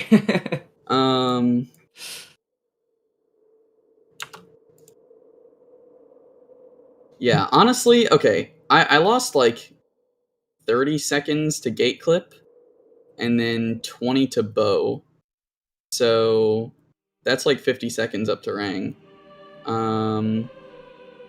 Then everything was really solid up to enter arbiters, and then I asked Zach like mid run because he's the one who taught me the like controller reset strat for map glitch. Why like it wasn't working, and apparently I like wasn't holding. I was accidentally holding like not perfectly D-pad right, so it was registering like an item wheel, which Mhm. took priority or something, and it basically like it was opening up the pause menu, and I wasn't able to do map glitch like a couple times, and I lost like 30 seconds to that, which really sucked. Damn. And then everything was solid up till Palace 2, and then God, I just fell apart, man. I don't know what to say. I am sorry for that horrendous display. No, it's all right, dude. You did a really But- good job. Yeah, honestly, I mean, at least I won. I can at least be happy about that. Yeah. So Hey, Yeah. at least you, at least you have sub 3. You know, I'm just 7 seconds off, chilling. You know. you'll get it soon enough. Trust me. Oh yeah. I'm yeah. literally cursed, by the way, because I had a super easy 3 flat pace run, and then like literally everything happened IRL to conspire to make it basically so that I couldn't actually pay attention. Oh, was that's great. really unfortunate. Yeah, it was bad. Hmm.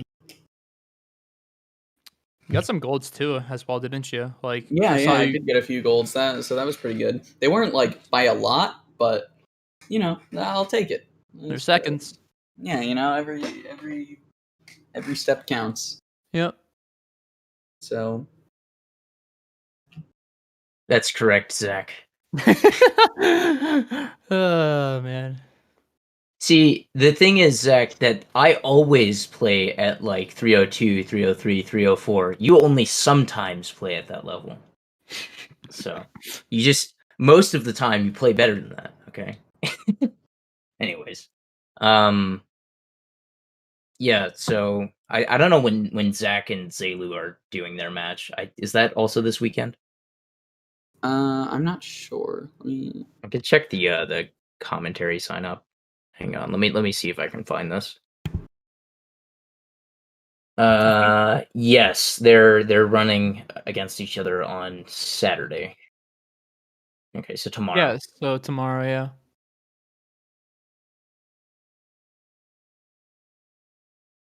Yeah. So you'll figure out who you're gonna run against sometime tomorrow, Bruggles, I guess. All right. Yeah, I guess so.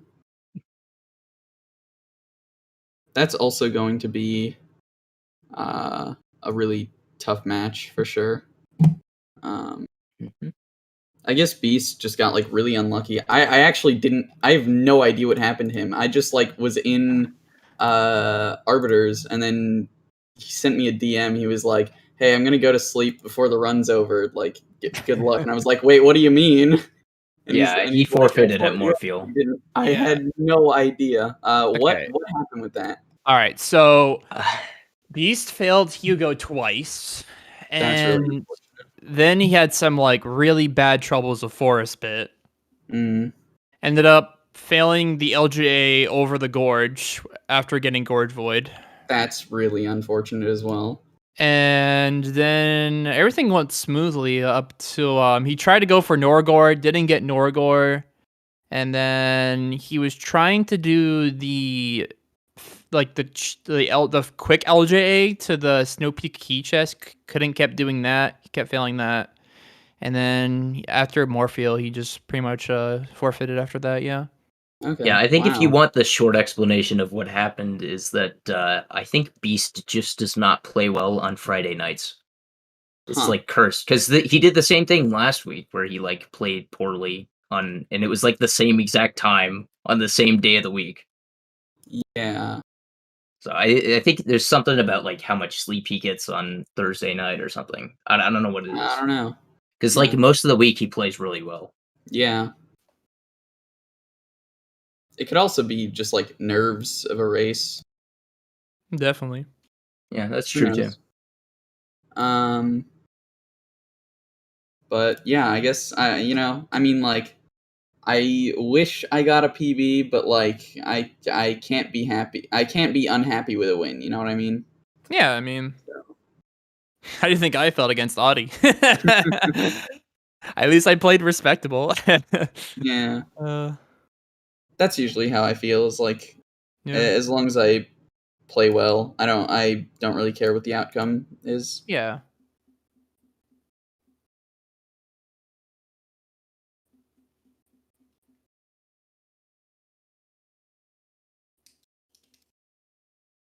Mm-hmm.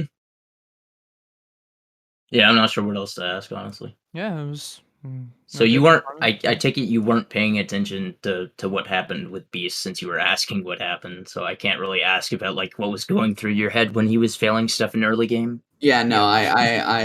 I had no idea. I just like I had no idea as well, like even when he forfeit, because I closed like the chat window, Mhm. just in case anybody was like, oh yeah, I got like this time here, this time there. Like I did not want to know at all, so I minimized the window, I like closed the Mhm. stream, and yeah, I had no idea what was happening with him.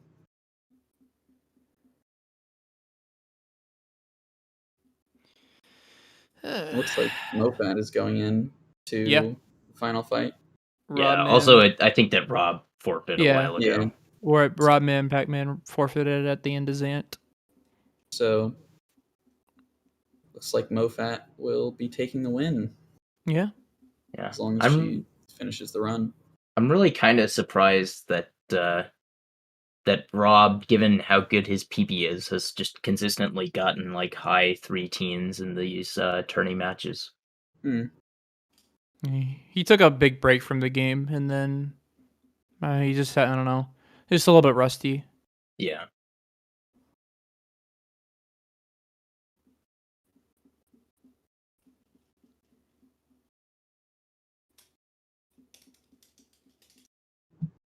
Especially like trying to come back as well. I think could be like especially I think like if you have like a really good time and you're like trying to get back into the game after like a long break, I feel like it's kind of really tough to try to match your skill level back then and then trying to like be better than that. Yeah, it definitely takes a while. Definitely takes a lot of practice. Mhm. I took like a few months off after I got sub 3. I took like a few months off to try my hand at Wind Waker HD. Mhm. And coming back to this game, it definitely took a while to get back up to speed, but I think I'm definitely better than I used to be. Joke's on you guys. I took like a 9-month break, came back and PB'd within 2 weeks. If only I could do that. I'm pretty sure I beat my 309 like couple runs when I came back to SD. I got like a 304 or something like that. Pretty good. Yeah.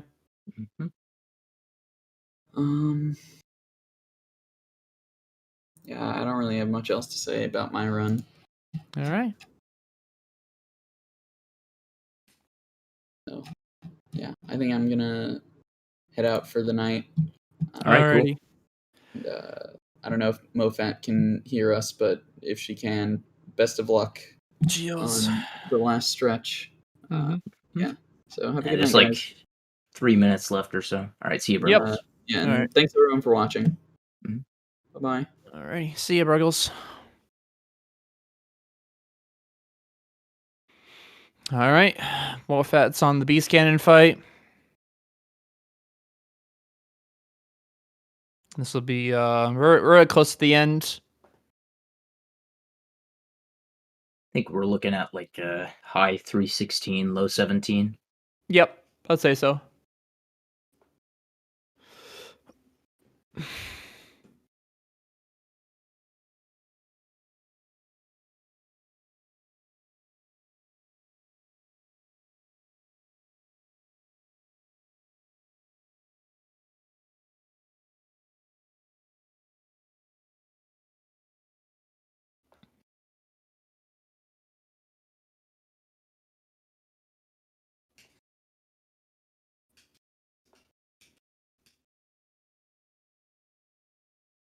Are you practicing?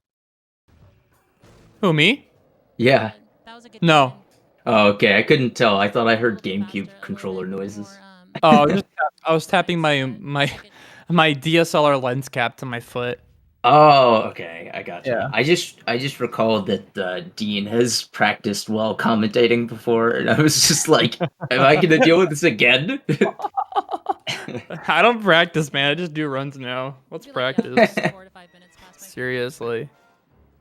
Yeah. I play better without practice for some reason. Practice, like, it might make you better at the game, but it also makes you feel significantly worse when you fail something. Exactly. Yeah. Oh, Mofat missing the spin there. Still able to get got him. it. Stunned for a while there, surprisingly.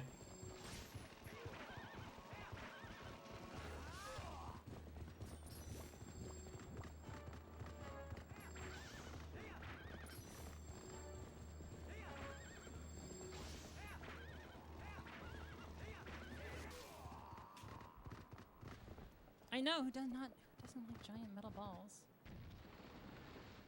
I didn't see when the final hit was, so I don't know what type of time this is. I'm pretty sure it's a 317 though. Yeah, maybe like a mid 317. No, it's better than that. It's like still a low 317. Yes, briefly. I don't know. Just get sub 3 every run or bust. Yeah, that's kind of hard considering nobody thus far has gotten sub 3 every run in this tournament. So, yeah. I don't think that's going to be a doable strategy, honestly. Especially for those of us who have never gotten sub 3 at all. Every sober run, he said. Bruh. Ah, I see. So you weren't actively throwing, you were throwing because you were drunk. I gotcha. You decided to play sober once you got into loser's bracket, and it meant like getting eliminated. Okay. 317-12. Nice. Very nice. For sure. G. Yep. And Mofat will move on to the next round. I forget who she's going to be playing next. I think it's I will check the So- bracket. I'll probably It's vote Ike, for in the fact. next- Oh, So, boy. Ike, who's in chat right now? Definitely gonna There you grind, go. I'm definitely gonna grind like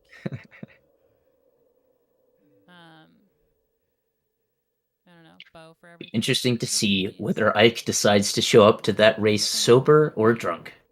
Let me get on the chat a little bit.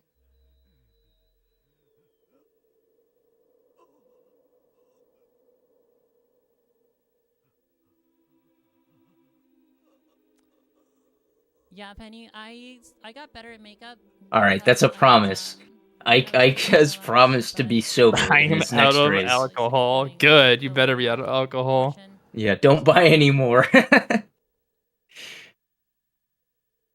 Only during hundo runs, okay? Wow. You gotta like play okay, seriously in this tournament, man. No more throwing. I won the tournament, and there's the bracket. So I guess that means I'm gonna be White against Claw, oh Ike god. next, and that's gonna be.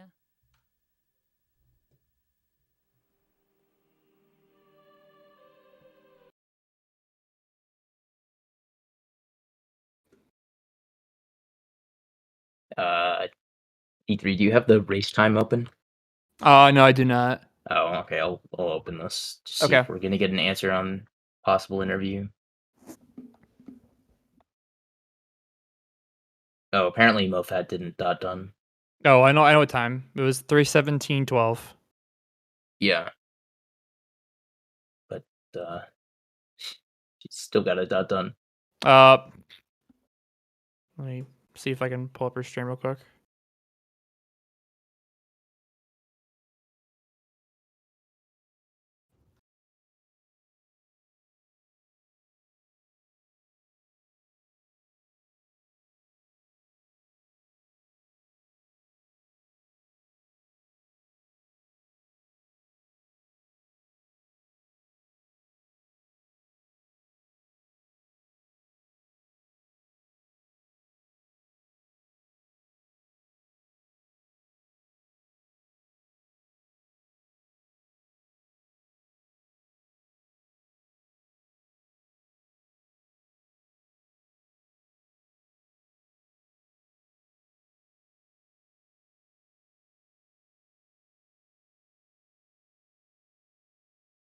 All right, chat. In case we get an interview, what questions do you have? Yeah. Because I'm like totally tired and can't think of anything right now.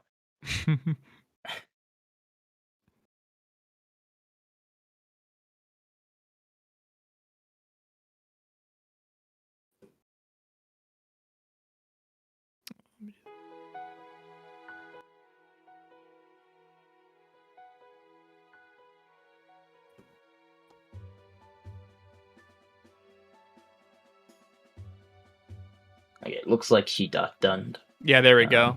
So it should have been a 3:17:12, but that's fine. So both Beast and Rob forfeited Ike. Yeah. Beast lost like 10 minutes to early game, and Rob was too far behind in Palace to catch up. Mm-hmm.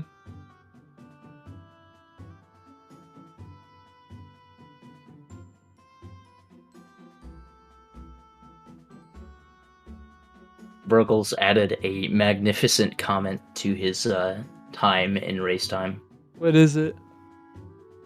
Well, you want me to just read it? Okay. Wait. Wait, Yeah. wait, okay. Should I? Okay, just can you It's send me the good. link? Oh, okay. No. PB Pace to Palace. Then I had a stroke. Then I was like, quote, okay, I can sub 3, but it'll come down to Zelda, end quote. And then Zelda gave me a 7 cycle, and then I had another stroke and got a 30103. Kill me. That was his race comment. That's great. I like that. That's Jeez. beautiful.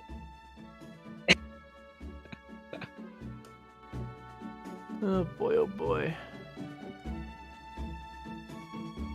All right, I don't think we're gonna get an interview. No, probably not. Yeah, Doesn't seem we're like not it. we're not getting a response. Sorry, guys. It's all right. Yep, that's fine. Well, GGs to everybody. Yep. Thank you for commentating, guys. I really appreciate it. Delighted, Jacade. Sorry, Jaquade. Yeah, no problem. Jaquade. You know, I said it right at the beginning, and then Yeah. I fumbled it, so my bad. Don't worry. But yeah, Don't thanks worry. for comms, guys. May I just note, it took me about probably like almost a year to pronounce his name correctly. Just saying, because I don't understand why it's so hard, but apparently people have problems, so it's whatever. I don't Yeah. mind. Yeah. No, sorry about that. Good. No, it's fine. Huge shout out to all of our runners too: Bruggles, Mofat, bewildebeest, Robmanpacman. GGs again to everybody. And yeah, so as far as the schedule goes for ZSR, we have a Link to the Past NMG Tournament 2021 match going on right now, which we will be rating ZSR for. And then at 3 a.m. Eastern, we have a Zelda 2 Max Rando tournament match. But then tomorrow is jam-packed as well. We've got a Majora's Mask weekly at 12 p.m., Breath of the Wild bi-weekly, any percent at 1 p.m. And then we've got another Wolfdash 3 match tomorrow at 2 p.m. It's Dean Machine versus Nimzo. So I don't know if you guys have any input on how great of a match that's going to be, but It's going to be a good match. It's gonna be a good match. Yeah. Dean's pretty great, and Nimzo's Nimzo's really freaking good. I mean, I think yeah, Nimzo's going to win, but Dean is probably going to get like a 302 or something. Yeah.